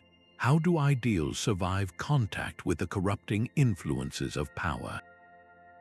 The Maccabees won the war, but their successors struggled with the peace, demonstrating that the final, most difficult battle for freedom is often the one fought over the soul of the new order itself. This intricate dance between the idealism of rebellion and the pragmatism of rule finds a starkly different, yet equally human, expression in our next story, where the spark for defiance was not a grand cultural conflict, but a deeply personal and visceral outrage against dignity. While the rebellions we have explored so far often aim to seize control of the state or reform it from within, the story of the Bacchae presents a radically different vision of freedom. This was not a march on Rome or a demand for a seat at the table. It was a quiet, collective decision to simply walk away from the table altogether. As the Roman Empire entered its long, painful twilight in the 3rd through 5th centuries of the Common Era, the immense machinery of the state began to falter. For the common people, especially the peasants of Gaul and Hispania, this decline was not an abstract historical process. It was a daily reality of escalating terror and desperation. The empire, which had once provided roads, security, and a semblance of order, was now morphing into a predatory entity, its insatiable appetite for tax revenue crushing the very citizens it was supposed to protect. The burden fell most heavily on the rural poor, to fund its endless civil wars and to pay off the armies that propped up a rapid succession of short-lived emperors. The Roman government imposed staggering taxes. Tax collectors, backed by the threat of soldiers, would descend upon villages, demanding payments in gold or in kind that often exceeded a family's entire harvest. Failure to pay could mean the loss of your land, imprisonment, or seeing your children sold into slavery to settle the debt. But the financial extortion was only part of the nightmare. The collapse of central authority meant that the famous Roman peace, the Pax Romana, was a distant memory. The countryside was now plagued by bandits, deserting soldiers, and raiding parties from beyond the frontier. The legions were too busy fighting each other for the throne to protect the far-flung provinces. For the peasant farmer, the world had become a terrifying place where working your field was an invitation to be robbed by outlaws or taxed into starvation by the government. The social contract had been utterly broken. It was from this cauldron of hopelessness that the Bacchae emerged. The name itself is telling. It likely derives from a Celtic word meaning fighters or rebels, but it was a term applied to them by the Roman authorities. They did not see themselves as rebels in the traditional sense. They were simply communities of peasants, shepherds, and dispossessed farmers who banded together for mutual survival. Their goal was not to defeat the Roman army in battle or to proclaim an emperor of their own. Their revolution was one of secession. They withdrew to remote, defensible areas, thick forests, marshy lowlands, or rugged highlands, and established their own autonomous settlements, effectively creating little islands of independence within the failing empire. In these communities, they governed themselves, worked the land for their own benefit, and pledged loyalty not to a distant emperor in Italy, but to their local leaders and to each other. The Bacchae were a decentralized and elusive movement, which makes them difficult for historians to pin down. They had no single famous leader like Spartacus or Boudica. Their strength was in their localism. They were a phenomenon, a recurring symptom of imperial breakdown that flared up again and again over 2 centuries. When Roman pressure became too intense in one area, a Bacchae community might be scattered, only for another to appear in a different region. They fought not like a conventional army but as guerrillas, using their intimate knowledge of the local terrain to ambush tax collectors, raid the villas of wealthy landowners who collaborated with the regime, and defend their makeshift strongholds. To the Roman elite, they were mere bandits, a lawless scourge, but from the perspective of the participants, they were pioneers building a new society from the ashes of the old, a society where the fruits of their labor would not be stolen by a corrupt and distant power. The profound significance of the Bacchae lies in this very concept, opting out. Their rebellion was a powerful form of social and economic secession. It demonstrated that when a state fails in its most basic duties to provide security, justice, and a reasonable chance at prosperity, its legitimacy evaporates. People will eventually stop trying to reform the unreformable and will instead seek to build their own alternatives. The persistence of the Bacchae throughout the late empire is a stark indictment of Roman rule. It shows that for millions of people, life outside the imperial system, however precarious, was preferable to life within it. This was a freedom fought for and won on the most local, grassroots level imaginable, a quiet, stubborn refusal to participate in their own oppression any longer. Their story provides a crucial bridge to understanding the final, catastrophic rebellions that would bring the empire to its knees, movements born not from a desire to escape the system, but from a furious determination to tear it down completely. The simmering tensions between Judea and Rome did not erupt overnight. They were a slow-burning fuse lit by decades of escalating provocation and cultural collision. For nearly a century, since Pompey the Great's intervention in a Hasmonean civil war in 63 before the Common Era, the Jewish homeland had existed under the shadow of Roman power, first as a client kingdom and then, after the rule of Herod the Great's inept successors, as a directly administered province. The relationship was fraught from the beginning. The Romans, masters of pragmatic administration, struggled to comprehend a people whose devotion to a single, invisible God led them to reject the emperor's divinity and the ubiquitous symbols of Roman state religion. To the Jews, the Romans were not just foreign rulers, they were a source of constant ritual impurity and a standing insult to their covenant with God. This religious friction was compounded by economic exploitation. The Roman governors or procurators were often corrupt aristocrats who saw their posting in Judea as a chance for personal enrichment, imposing heavy taxes and frequently embezzling funds from the temple treasury. The situation was a tinderbox, and the Roman authorities seemed determined to provide the spark.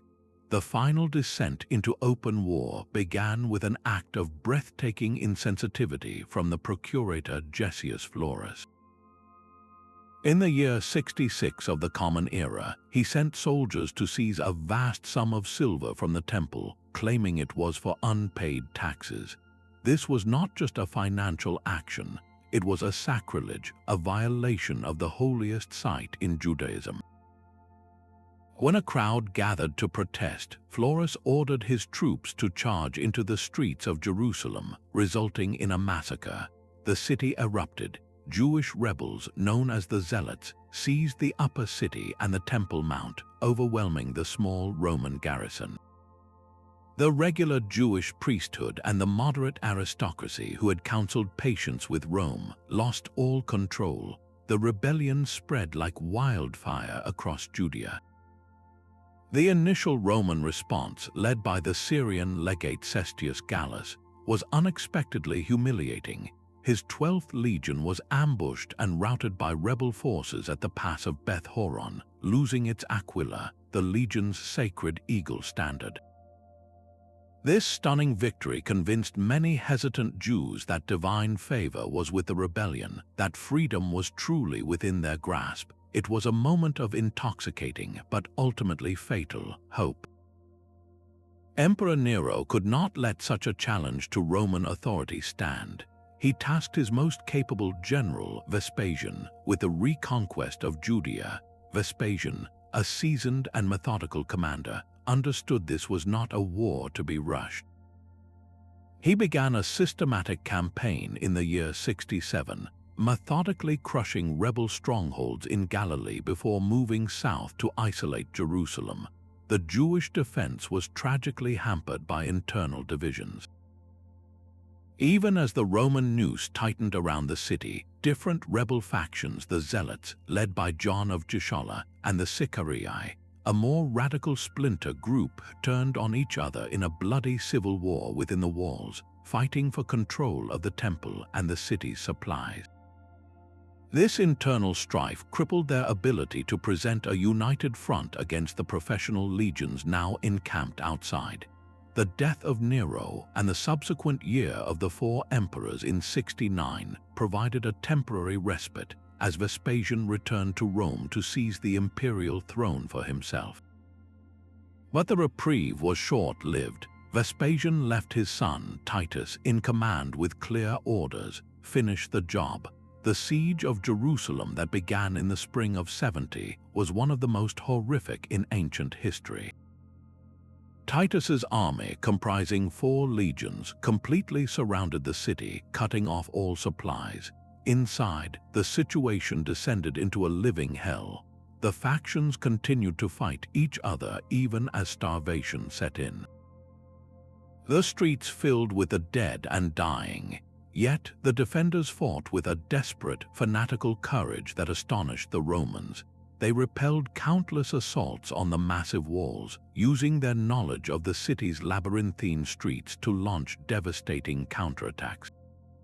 The final battle for the temple itself was fought hand-to-hand on its sacred pavement. According to the historian Josephus, a Jewish general who had defected to the Romans, Titus initially wished to preserve the magnificent structure.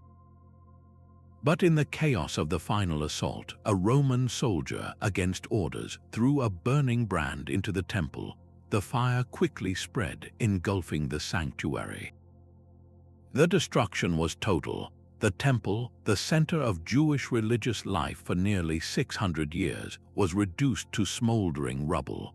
The Roman soldiers, in a frenzy of victory, massacred the remaining defenders and roundly profaned the holy site, offering sacrifices to their own standards on the spot where the Holy of Holies had stood.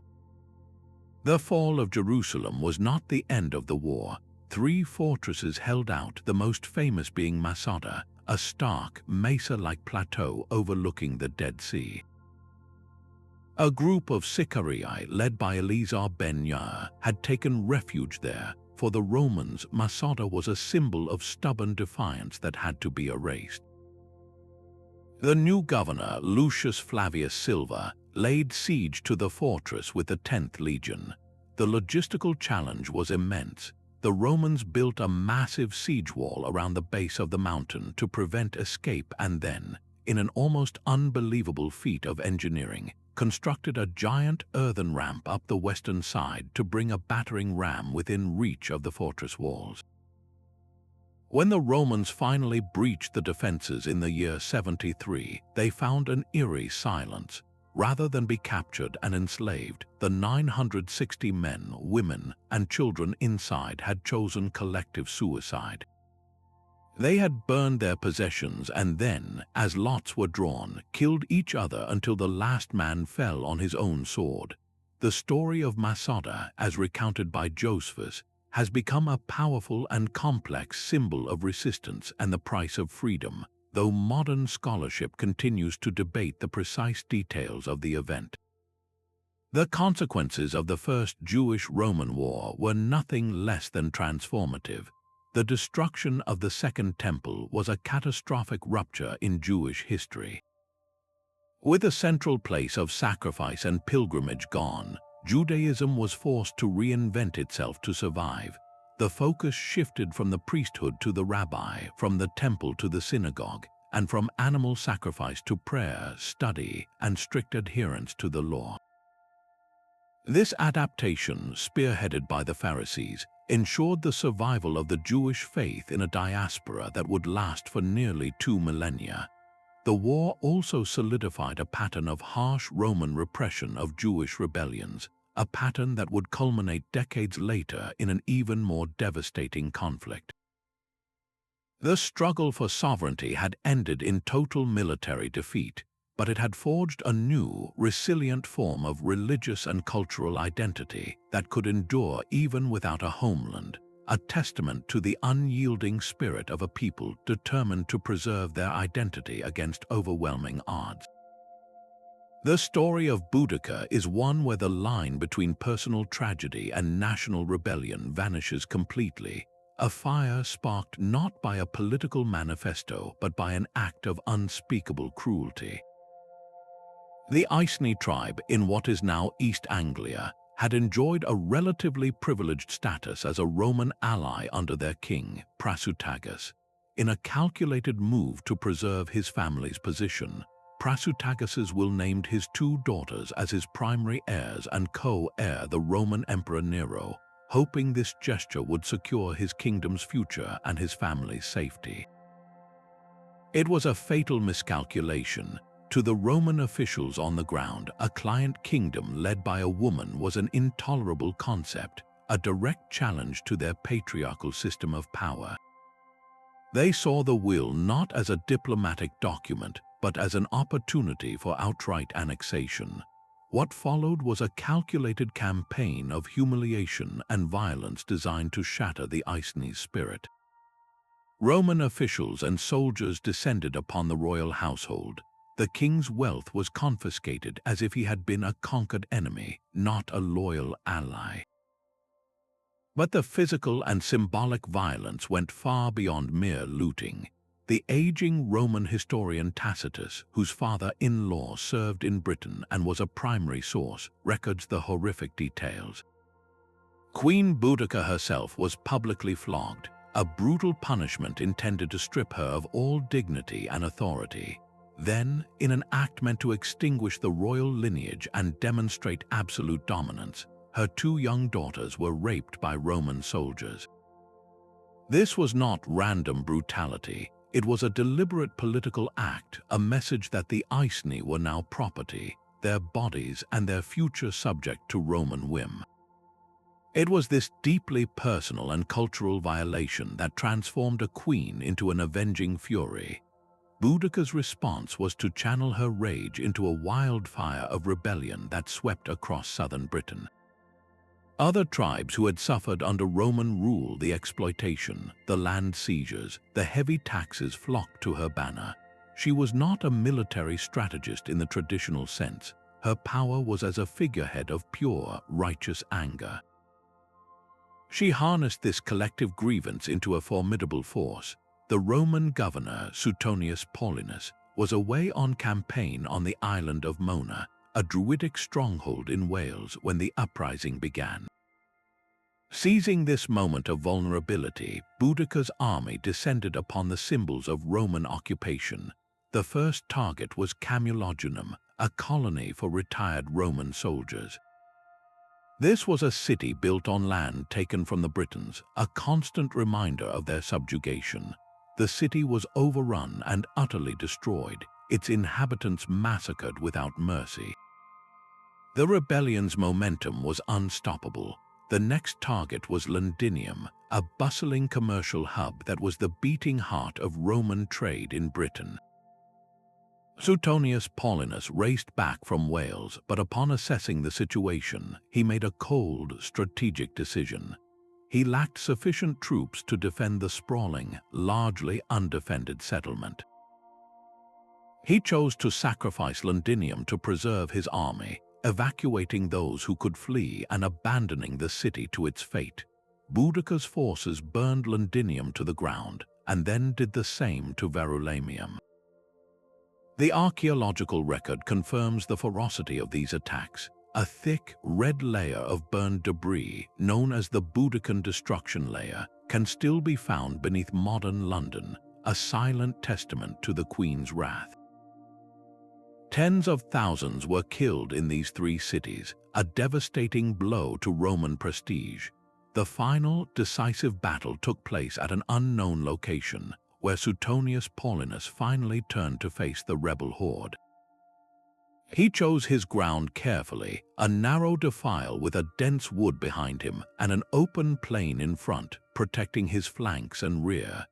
His force of some 10,000 legionaries and auxiliaries stood in disciplined ranks, a stark contrast to the vast but disorganized British army, which Tacitus claims numbered over 200,000. Boudica, riding in a chariot with her daughters, rode along the lines, rallying her troops with cries of freedom and vengeance. The Romans, however, were professionals. They held their ground against the initial British charge, their heavy javelins thinning the ranks before they advanced in a tight wedge formation, their short swords cutting down the lightly armored Britons in a slaughter. The rebellion was crushed in a single, bloody afternoon. Tacitus records that Boudica, rather than be captured, took poison and died, a final act of defiance. Though her rebellion was a military failure, Boudica's legacy is one of enduring power. Her story, preserved by Roman historians who nonetheless expressed a degree of sympathy for her cause, survived the centuries to become a foundational myth of British identity. During the reign of Queen Elizabeth I, she was rediscovered and celebrated as a proto-patriot, a symbol of resistance against foreign invasion. In the Victorian era, her statue was erected near the Houses of Parliament in London, an iconic image of a queen driving her chariot, a powerful reminder that the abuse of power can unleash forces far greater than any legion. Boudica's uprising stands as a timeless testament to the idea that an attack on personal and familial dignity can be the catalyst for a struggle that resonates for millennia, a theme of standing up for one's principles that we find expressed in a very different, yet equally courageous, form in the quiet halls of the Roman Senate. Amid the spectacle of imperial Rome, with its roaring crowds and marching legions, a quieter, more profound form of defiance was taking root in the halls of power. This was not a rebellion of swords but of words, not a fight for territory but a battle for the soul itself. During the reigns of emperors like Nero and Domitian, when outright political opposition meant certain death, a remarkable group of senators and philosophers chose a different path. They waged their war with the tools of intellectual and moral courage, creating a legacy known to history as the Stoic opposition. Their battlefield was the Senate floor, their weapons were principled speeches and silent disapproval, and their ultimate argument was that a man could be chained and executed, but his inner freedom remained inviolable if he refused to compromise his virtue. At the heart of this movement was the philosophy of Stoicism, which provided the intellectual framework for their resistance. Stoics believed that the only true good was virtue living in accordance with reason and nature, and the only true evil was vice. Everything else, wealth, power, health, even life itself, was classified as an indifferent, preferable to have but not essential to a good life. This created a radical perspective on power. To a committed Stoic, an emperor like Nero, for all his absolute authority, was ultimately a slave to his own passions, his greed, and his insecurities. In contrast, a slave or a senator who possessed moral clarity and self-discipline was truly free, regardless of his external circumstances. This philosophical stance transformed political dissent from a mere power struggle into a cosmic battle between integrity and corruption. It gave these men the courage to stand firm, not because they believed they would win, but because they believed it was right. One of the earliest and most influential figures in this tradition was a senator named Thrasea Paetus. During Nero's reign, as the emperor descended into tyranny and extravagance, Thrasea practiced a form of protest that was both subtle and devastating. He simply stopped participating. When the Senate was asked to rubber stamp one of Nero's outrages, such as the condemnation of a rival or a decree honoring the emperor's theatrical performances, Thrasea would often rise and walk out. His absence was a louder condemnation than any speech. He refused to lend his dignity and authority to a process he deemed unjust. This silent, consistent withdrawal of consent infuriated Nero more than open rebellion might have, because it highlighted the emptiness of the emperor's power.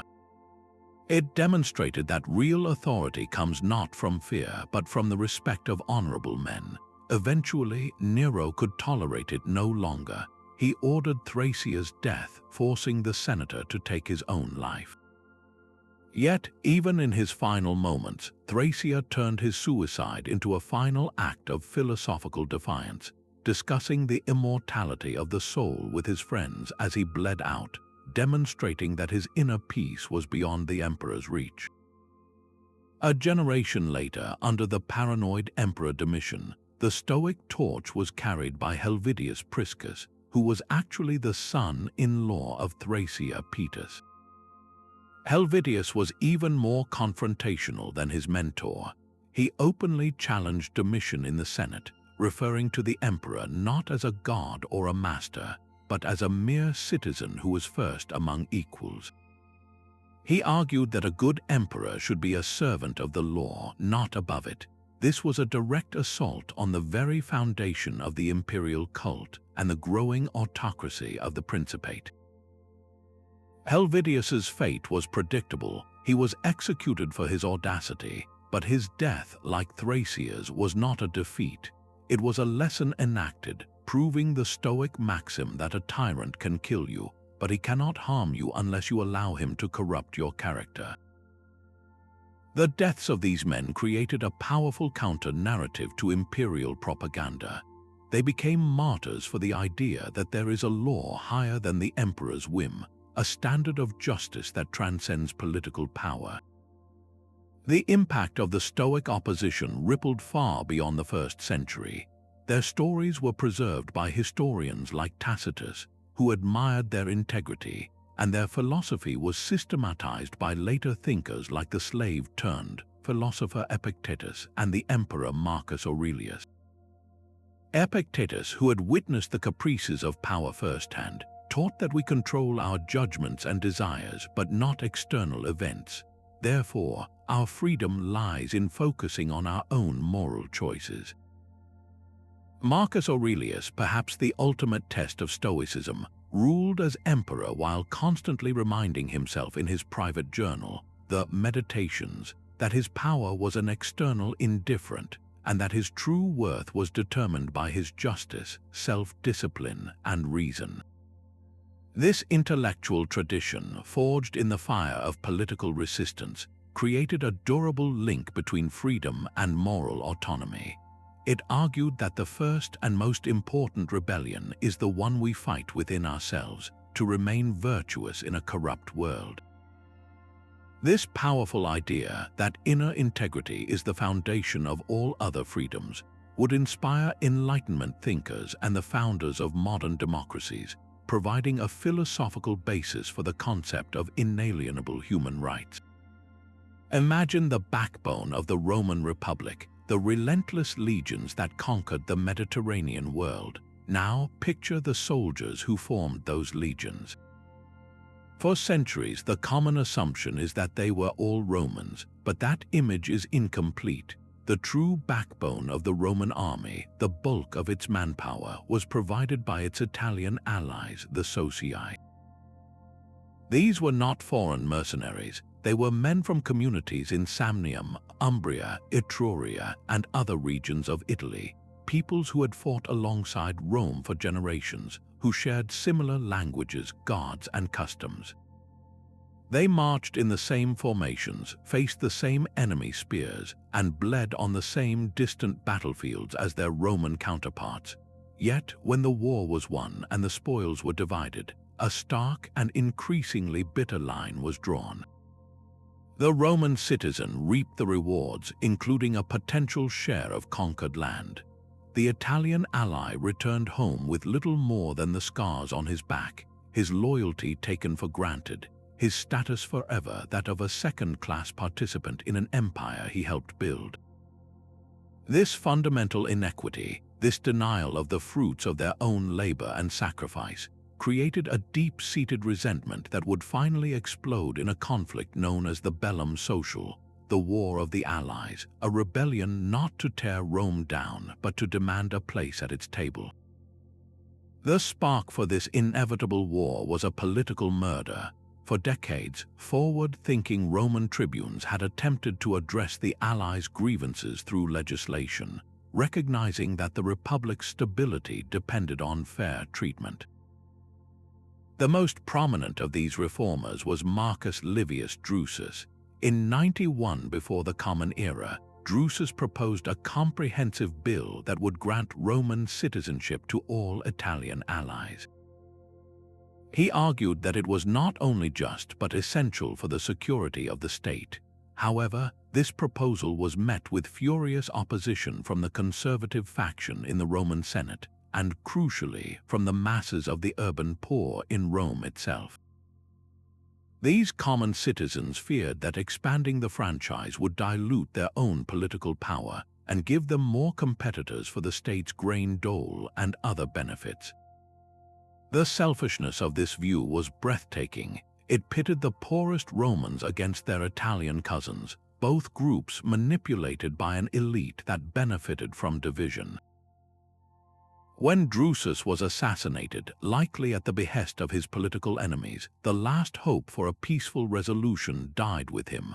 For the Italian allies, the message was chillingly clear: Rome would never share the privileges of citizenship voluntarily. If they wanted equality, they would have to fight for it. The response was swift, coordinated, and demonstrated a brilliant understanding of Roman power. The rebelling allies did not simply raise armies. They formed their own independent nation, a clear declaration that they were no longer supplicants but equals. They established a new state called Italia, with its capital at Corfinium, which they symbolically renamed Italica. They created their own government structure, mirroring Rome's, with a senate of 500 members and 2 consuls. Most strikingly, they minted their own coins, which featured powerful imagery: an Italian bull goring and trampling a Roman wolf. This was a masterstroke of propaganda, proclaiming their confidence and their shared identity. Their goal was not to destroy Rome, but to force it to negotiate from a position of strength. They were, in effect, saying, "If you will not let us be Romans, then we will become your rivals, and we will show you that we can build a state just as formidable as your own." The war that followed was among the most brutal and costly Rome had ever faced. This was not a conflict against a foreign enemy with unfamiliar tactics. It was a civil war in all but name. The Italian armies were composed of veterans who had been trained in the Roman style by Romans for decades. They knew the Roman order of battle intimately because they had been a part of it. They were led by experienced commanders who had served alongside Roman generals. The result was a military stalemate of horrific proportions. The Romans, led by consuls like the aged Gaius Marius and the up-and-coming Lucius Cornelius Sulla, found themselves fighting a mirror image of their own army. The battles were bloody, slugging matches with no easy victories. The Romans suffered defeat after defeat in the early stages, and the human cost on both sides was staggering. The Republic was bleeding itself dry, and for the first time, the unthinkable became a real possibility. Rome could actually lose. Faced with the prospect of catastrophic and endless war, the Roman Senate made a pragmatic, if cynical, calculation. They realized they could not win on the battlefield alone, so they turned to a weapon they had mastered: political division. They passed a law, the Lex Julia, in 90 before the Common Era, which offered a deal. It granted full Roman citizenship to any Italian community that had not yet rebelled, or that would immediately lay down its arms. This was a brilliant strategy to shatter the unity of the Italian Confederation.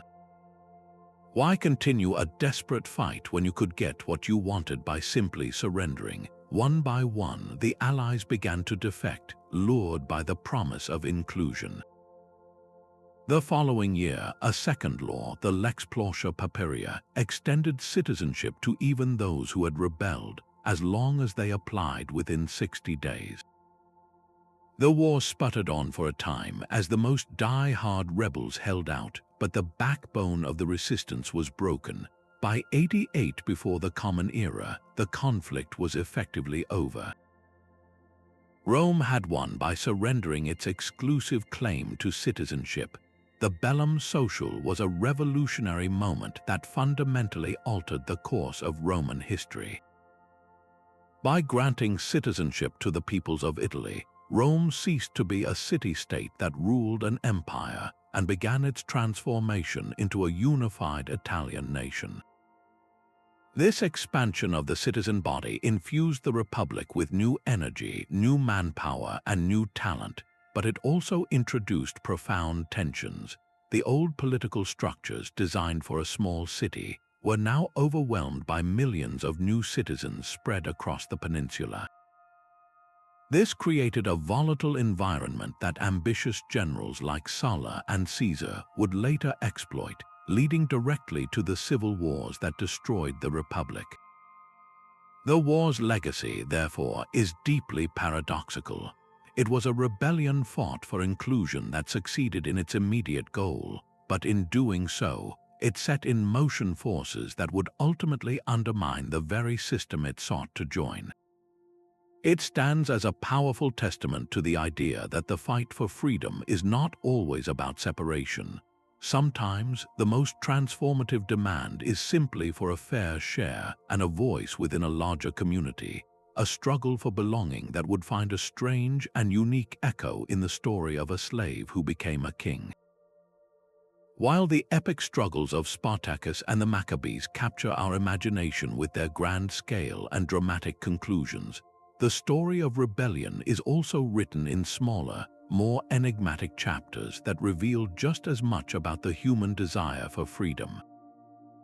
On the sun-drenched Greek island of Chios in the 3rd century before the Common Era, a different kind of liberator emerged, one whose story is not about total victory or tragic defeat, but about carving out a space for autonomy in the gray areas of an oppressive system.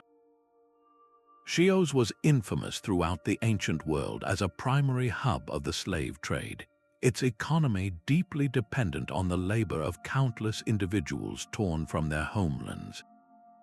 The conditions were undoubtedly harsh, and the desire to escape was a constant undercurrent. It was from this desperate reality that an enslaved man named Drymachus saw an opportunity not just to run, but to build something entirely new. Drymachus did not merely escape, he engineered a rebellion perfectly suited to his environment. He fled into the rugged, mountainous interior of the island, a terrain he knew would be difficult for any organized military force to navigate. But he did not go alone. He soon became a beacon of hope for other enslaved people, attracting a growing band of followers who were willing to trade the certainty of servitude for the precarious freedom of the hills. This was classic guerrilla warfare. Drymachus and his band would descend from their mountain strongholds to raid the wealthy estates of their former masters, securing supplies and striking fear into the heart of the slave-owning class. They knew the land intimately, using its caves and forests for cover, making them nearly impossible to catch. They were not a conventional army seeking a decisive battle. They were a persistent, buzzing nuisance that slowly evolved into a serious threat to the island's social and economic order. What makes the story of Drymachus truly unique, however, is what happened next. The authorities on Chios, frustrated by their inability to crush the rebellion through force, found themselves in an unprecedented position. They could not defeat Drymachus, so they were forced to treat with him. A remarkable negotiation took place. The terms of the resulting treaty, as recorded by the ancient historian Nymphodorus of Syracuse, were astonishing. In exchange for being left alone in his mountain domain, Drymachus agreed to a peculiar arrangement. He would act as a kind of regulator for the entire island's slave population. He promised to prevent other enslaved individuals from fleeing, and even more strikingly, he agreed to punish any runaways who did not have a sufficiently justifiable reason for their escape, returning them to their masters after first determining the validity of their complaints. In this bizarre new role, Drymachus became a liminal figure, a slave king, existing entirely outside the normal social hierarchy. He was neither fully free in the civic sense, nor was he a slave. He had negotiated a form of sovereignty for himself and his community, a pocket of independence sustained by a fragile understanding with the very power structure he defied. For the slave owners of Chios, this was a pragmatic, if deeply ironic, solution. Drymachus, the rebel, was now providing a service more effective than any overseer. He was maintaining a tense, uneasy stability. For the enslaved population still in servitude, his existence was a powerful symbol.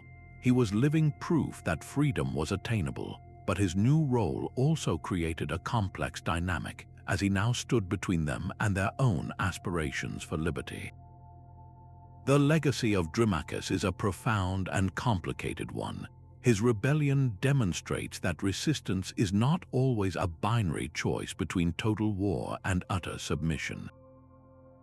It shows that negotiated settlements and the creation of alternative communities were sometimes possible, even within the rigid confines of a slave society. Thrasymachus found a third way, achieving a measure of freedom not by destroying the system, but by making himself an indispensable, if uncomfortable, part of its operation. His story forces us to consider the difficult compromises and moral ambiguities that can arise in the fight for liberation. It is a testament to human ingenuity and the relentless pursuit of self-determination, even when that pursuit leads to arrangements that are far from perfect.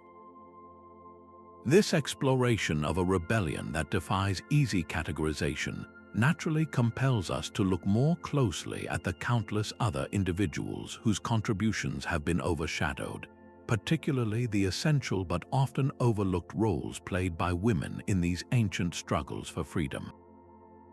When we picture the battlefields and political upheavals of antiquity, the images that most often come to mind are of men, generals shouting orders, soldiers clashing shields, and senators debating in the forum. The historical record, written almost exclusively by men, has largely confined women to the background, casting them as passive victims or loyal wives waiting at home. But to accept this narrative is to miss half the story, and arguably the more profound half. The struggle for freedom was not just fought on the front lines, it was waged in the homes, the fields, and the very heart of communities, and women were not merely present in these spaces, they were often the driving force, the hidden architects of resistance whose contributions were every bit as vital as those of the men who wielded swords. To truly understand these ancient rebellions, we must listen for the voices that history tried to silence and recognize that the fight for liberty was a tapestry woven with threads of both masculine and feminine courage. Consider the most iconic example, Queen Boudica. Her story is powerful not just because she was a woman who led, but because her leadership was ignited by a specifically feminine and maternal outrage. The flogging she endured was a political act to break her spirit, but the rape of her daughters was an attack on the future of her lineage, a violation of her role as a mother and a queen. Her vengeance was therefore not merely that of a dethroned ruler, but of a protector whose most sacred duty had been desecrated. When she rallied the Celtic tribes, she did so not from a cold, strategic distance, but from a place of shared, visceral grief that would have resonated deeply with every mother and father in her audience. Her power stemmed from this fusion of political authority and maternal fury, making her a symbol of resistance that was uniquely potent and emotionally compelling. She was the embodiment of a community's honor defending itself, proving that when the personal is attacked, the political response can be devastating. But the role of women extended far beyond the rare, spectacular example of a queen leading an army. Their influence was perhaps most effectively felt in the subtler, yet equally powerful, realm of social and economic pressure. During the Plebeian Secessions in Rome, the decision for the entire plebeian order to withdraw from the city was a family affair. It required the participation of women to be successful. Imagine the logistical feat: mothers gathering their children, wives convincing their husbands, grandmothers packing the family's meager possessions for an uncertain exile on the sacred mount. Their presence transformed the secession from a simple labor strike into a total societal withdrawal. It was a statement that read, our families, the future of Rome itself, will not remain in a city that treats us unjustly. The women's participation lent moral weight and undeniable gravity to the protest, making it impossible for the patricians to dismiss the plebeians as a mere mob. They were the glue that held the rebel community together during its tense standoff, sustaining the collective resolve through their unwavering presence. Within the desperate world of slave revolts, women's roles were even more multifaceted and essential. In the camps of Spartacus or the rebel kingdoms of Sicily, women were not just followers, they were active combatants, healers, and community builders. Ancient sources, though sparse, hint at women fighting alongside men in the climactic battles of the Servile Wars, but their contribution went beyond the battlefield. They were the ones who maintained the camp, tended to the wounded, foraged for food, and cared for the children born into the precarious freedom of the rebellion. They created a semblance of normal life amidst the chaos, which was crucial for maintaining the morale and long-term sustainability of the rebel army. In doing so, they were fighting for a freedom that was more comprehensive than mere liberation from chains. They were fighting for the chance to build families and communities based on dignity rather than ownership. Their struggle was for a holistic freedom, one that encompassed the right to love, to nurture, and to belong. By acknowledging the agency of women in these conflicts, we fundamentally reshape our understanding of what a rebellion actually was. It was not solely a series of military engagements. It was a social upheaval that involved every member of the community. The patriarchal lens of ancient historians often reduced these events to a tally of battles won and lost, overlooking the intricate social networks that made resistance possible in the first place. Women were often the keepers of oral traditions and cultural memory, secretly preserving languages and religious practices under oppressive regimes, as likely happened during the Maccabean Revolt. This cultural preservation was a form of resistance as powerful as any sword thrust, ensuring that even if a people were militarily conquered, their identity could survive to inspire future generations. Recognizing this broader dimension reveals that the fight for freedom was a collective, societal effort where every act of defiance, from the Queen's speech to the mother's secret prayer, contributed to the whole. This expanded view naturally leads us to consider the ultimate intellectual legacy of these struggles, the philosophical ideas about justice and government that were forged in the fires of rebellion and would go on to shape the modern world. The clashes we have witnessed were not merely battles for territory or power. They were a vast, uncontrolled laboratory for the most profound political questions a society can ask. Every time a group of plebeians marched out of Rome or a band of slaves raised a standard of liberty, they were forcing the thinkers of their age to confront the very foundations of government. What obligation does a ruler have to the ruled? At what point does obedience become complicity in one's own oppression? The cries for justice in the streets and on the battlefields provided the urgent, real-world problems that philosophers then sought to solve with reason. Aristotle, looking at the constant turmoil in the Greek city-states, did not just observe history, he dissected it like a scientist. In his Politics, he systematically analyzed the causes of revolution or stasis. He identified factors like inequality, perceived injustice, and the fear of dishonor as the primary sparks of upheaval. He understood that a state's stability was not a given, but a delicate balance that could be tipped by the arrogance of the elite or the desperation of the poor. His work was an attempt to derive a formula for a just and lasting government from the chaotic evidence of failed ones, arguing that the best constitution is one that balances the interests of the many and the few to prevent the kind of grievances that lead to rebellion. In Rome, these philosophical debates were not academic exercises. They were matters of life and death played out in the Senate and the law courts, the statesman and orator Cicero, living through an era of civil war and dictatorship, grappled intensely with the concept of a just war and the limits of political power.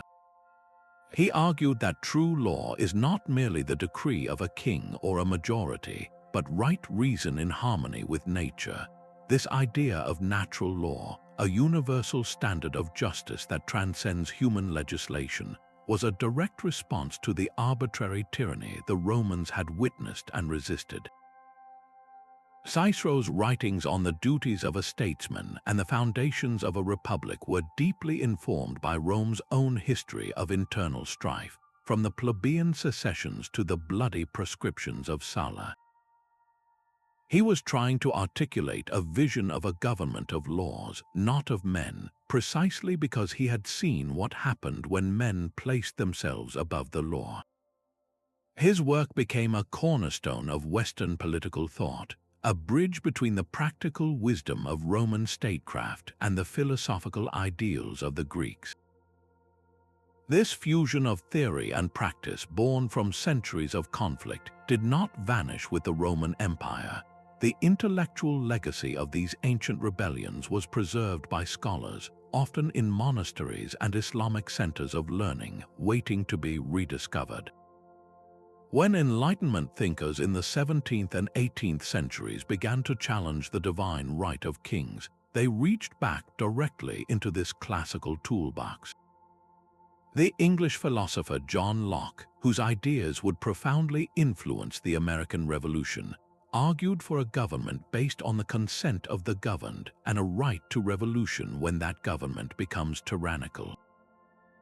His arguments echo the principles established by the Plebeian Secessions and the defiant stands of the Stoic senators.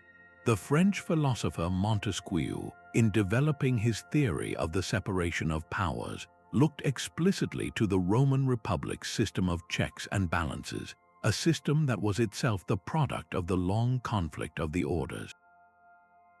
He saw in the Roman tribune's power of veto a crucial mechanism for preventing the concentration of power that leads to abuse. When the American founders drafted the Declaration of Independence, they were channeling this ancient lineage. Their listing of grievances against King George III was a direct descendant of the petitions and protests of the plebeians. Their bold assertion that governments derive their just powers from the consent of the governed was a philosophical conclusion drawn from millennia of human struggle against unaccountable power. The very structure of the American government, with its separate branches and its Bill of Rights, is a monument to the lessons learned from the failures of the Roman Republic and the wisdom of thinkers like Cicero and Polybius, who studied its collapse. The rebellions of antiquity provided the case studies, the hard evidence that certain principles, representation, the rule of law, checks on power, are essential for a free society. They were the practical experiments that proved, often at a terrible cost, that liberty is not a gift from above, but a right that must be vigilantly guarded and courageously claimed from below. This intellectual inheritance, passed down through the centuries, demonstrates that the most enduring legacy of a rebellion is not always a change of rulers, but a change in the very ideas about what rulership should be. If the First Jewish-Roman War was a catastrophic rupture, the Bar Kokhba Revolt 6 decades later was the final, desperate attempt to suture the wound, a struggle so fierce it nearly succeeded before being extinguished with a brutality that would reshape the Jewish world for centuries to come.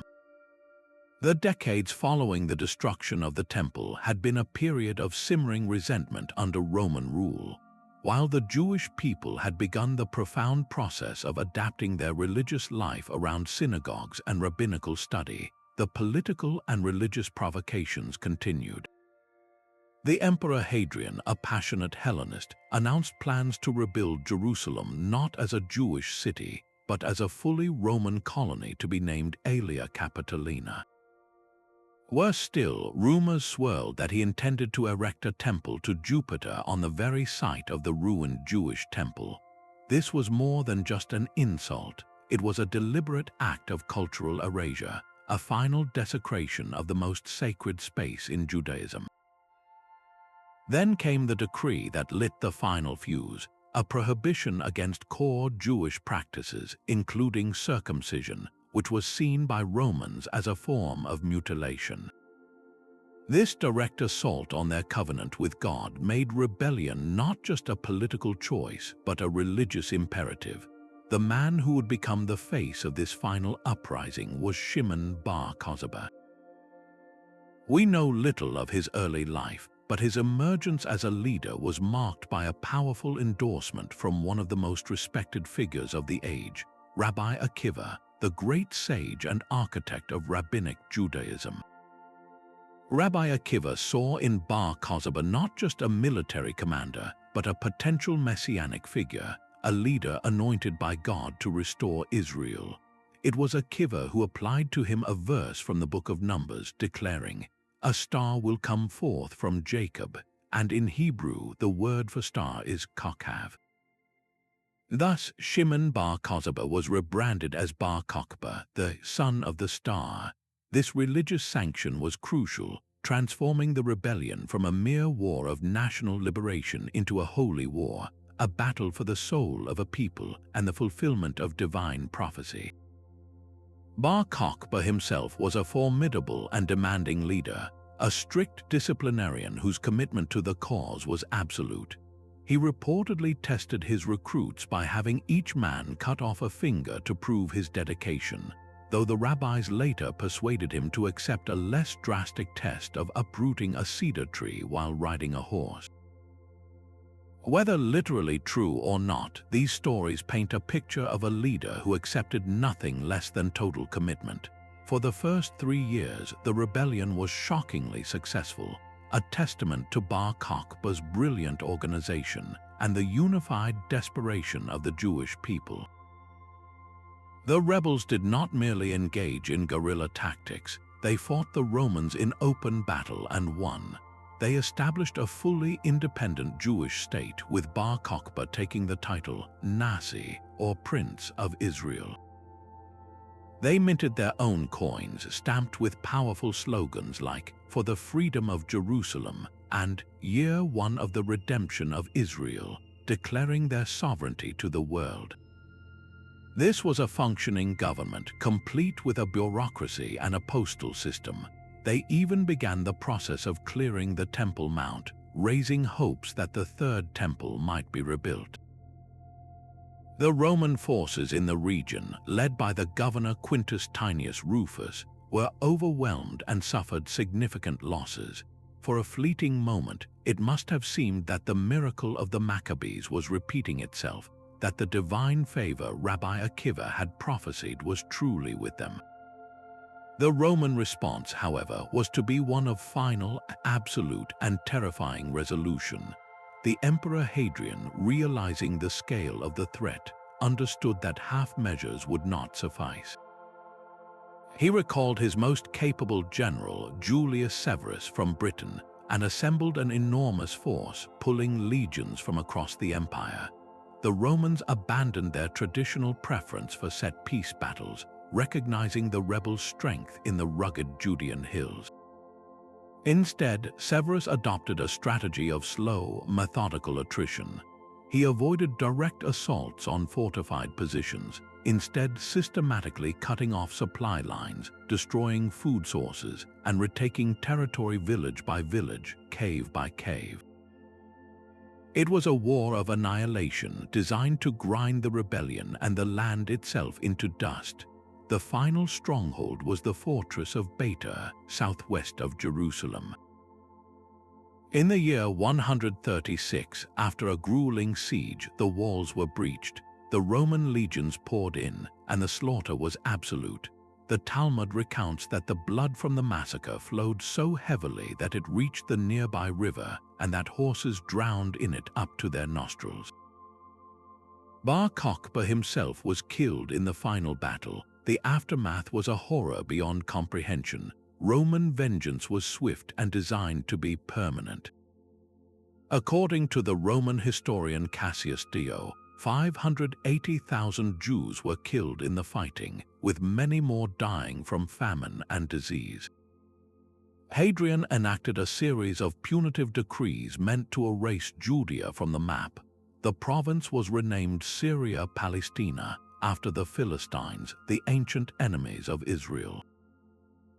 Jews were forbidden from entering the new city of Aelia Capitolina upon pain of death, a ban that would last for centuries. The practice of Judaism was savagely suppressed. The teaching of Torah, the observance of the Sabbath, and the ordination of new rabbis were all made capital crimes. In a final, ghastly touch, the Romans plowed over the ruins of the Temple Mount with salt, symbolically cursing the land so that nothing would ever grow there again. The Jewish homeland was, for all intents and purposes, dissolved.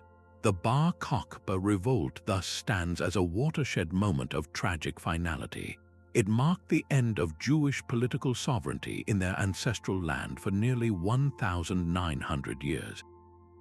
The center of Jewish life shifted decisively to the communities of the diaspora in Babylonia and Alexandria, where the work of preserving the faith and the law would continue far from the land of its birth. The revolt also left a complex legacy within Judaism itself. The messianic hopes invested in Bar Kokhba led to a deep wariness of future military messiahs, and rabbinic leadership subsequently emphasized spiritual redemption and scholarly devotion over armed rebellion. Yet, for all its catastrophic failure, the revolt also cemented an unbreakable bond between the Jewish people and the land of Israel. The memory of that 3-year independence, the coins minted for a free Jerusalem, and the sheer, desperate courage of those who fought became a central part of Jewish memory, a testament to the unextinguishable desire for self-determination that no amount of force could ever completely erase.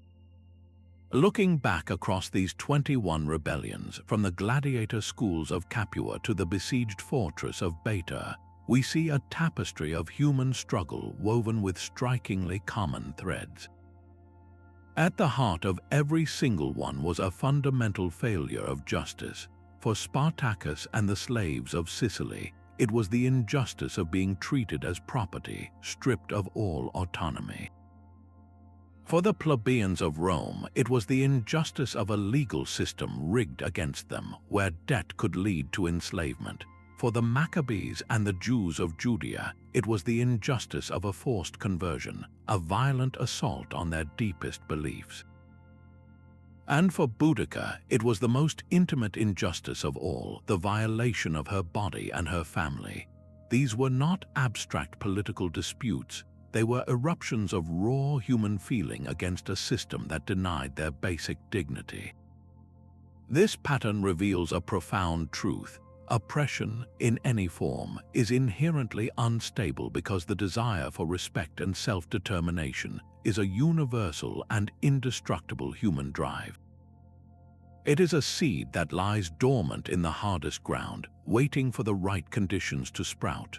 What is equally remarkable is that the ultimate military outcome of these rebellions often mattered less than their long-term impact. While most were crushed with overwhelming force, Spartacus's followers crucified, Bar Kokhba's supporters massacred, Boudica's army destroyed, their legacy was never truly erased. Each uprising, even in its failure, acted like a sudden flash of lightning, illuminating the deep cracks in the foundations of power. The Servile Wars forced the Roman elite to live in constant, nervous awareness of the millions of slaves in their midst, perhaps leading to slightly less brutal treatment in some cases simply out of prudence. The Plebeian Secessions, though a non-violent protest, fundamentally reshaped the Roman constitution by proving that the state's stability depended on the cooperation of its people. These struggles taught the ancient world, through brutal and repeated lessons, that no power structure, no matter how absolute it appears, can endure indefinitely without at least a minimal degree of consent from the governed. They established the crucial principle that authority must have limits, an idea that would be codified centuries later in documents like the Magna Carta and the American Bill of Rights. Furthermore, these rebellions created a gallery of enduring symbols that have inspired countless generations. Spartacus became the eternal emblem of the oppressed fighting back. The Maccabees gave the world a story of religious perseverance celebrated to this day in Hanukkah. Boudica's statue standing near the British Parliament is a permanent reminder of the courage of a people defending their homeland. Vercingetorix, though defeated, was resurrected as a French national hero.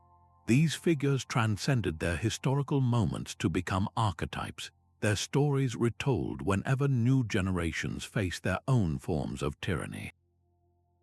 They prove that a lost battle can still win a lasting victory in the realm of ideas. The memory of their resistance becomes a weapon in itself, a source of hope and a template for action that empowers others to demand their own freedom. Finally, these ancient conflicts forced the brightest minds of the era to grapple with the very nature of a just society. The real-world struggles of the plebeians and the defiance of the Stoics provided the practical examples that philosophers like Aristotle and Cicero would analyze to develop theories of natural law, justice, and the rights of citizens. They asked the questions these rebellions posed: what makes a government legitimate? When is rebellion justified? The answers they formulated, born from the blood and courage of ordinary people, created an intellectual inheritance that would be rediscovered during the Enlightenment. The founders of modern democracies did not invent the concept of liberty from nothing. They were standing on the shoulders of these ancient rebels, drawing from a well of wisdom paid for with immense sacrifice. The common thread connecting all these struggles, therefore, is not just a shared experience of oppression, but a shared contribution to an ongoing conversation about power, justice, and human dignity, a conversation that continues to define our world today. The echoes of these ancient rebellions are far from silent whispers in a forgotten past. They are the very bedrock upon which our modern world is built. Every time we speak of human rights, of democracy, of the rule of law, we are invoking the spirits of those who first dared to challenge absolute power.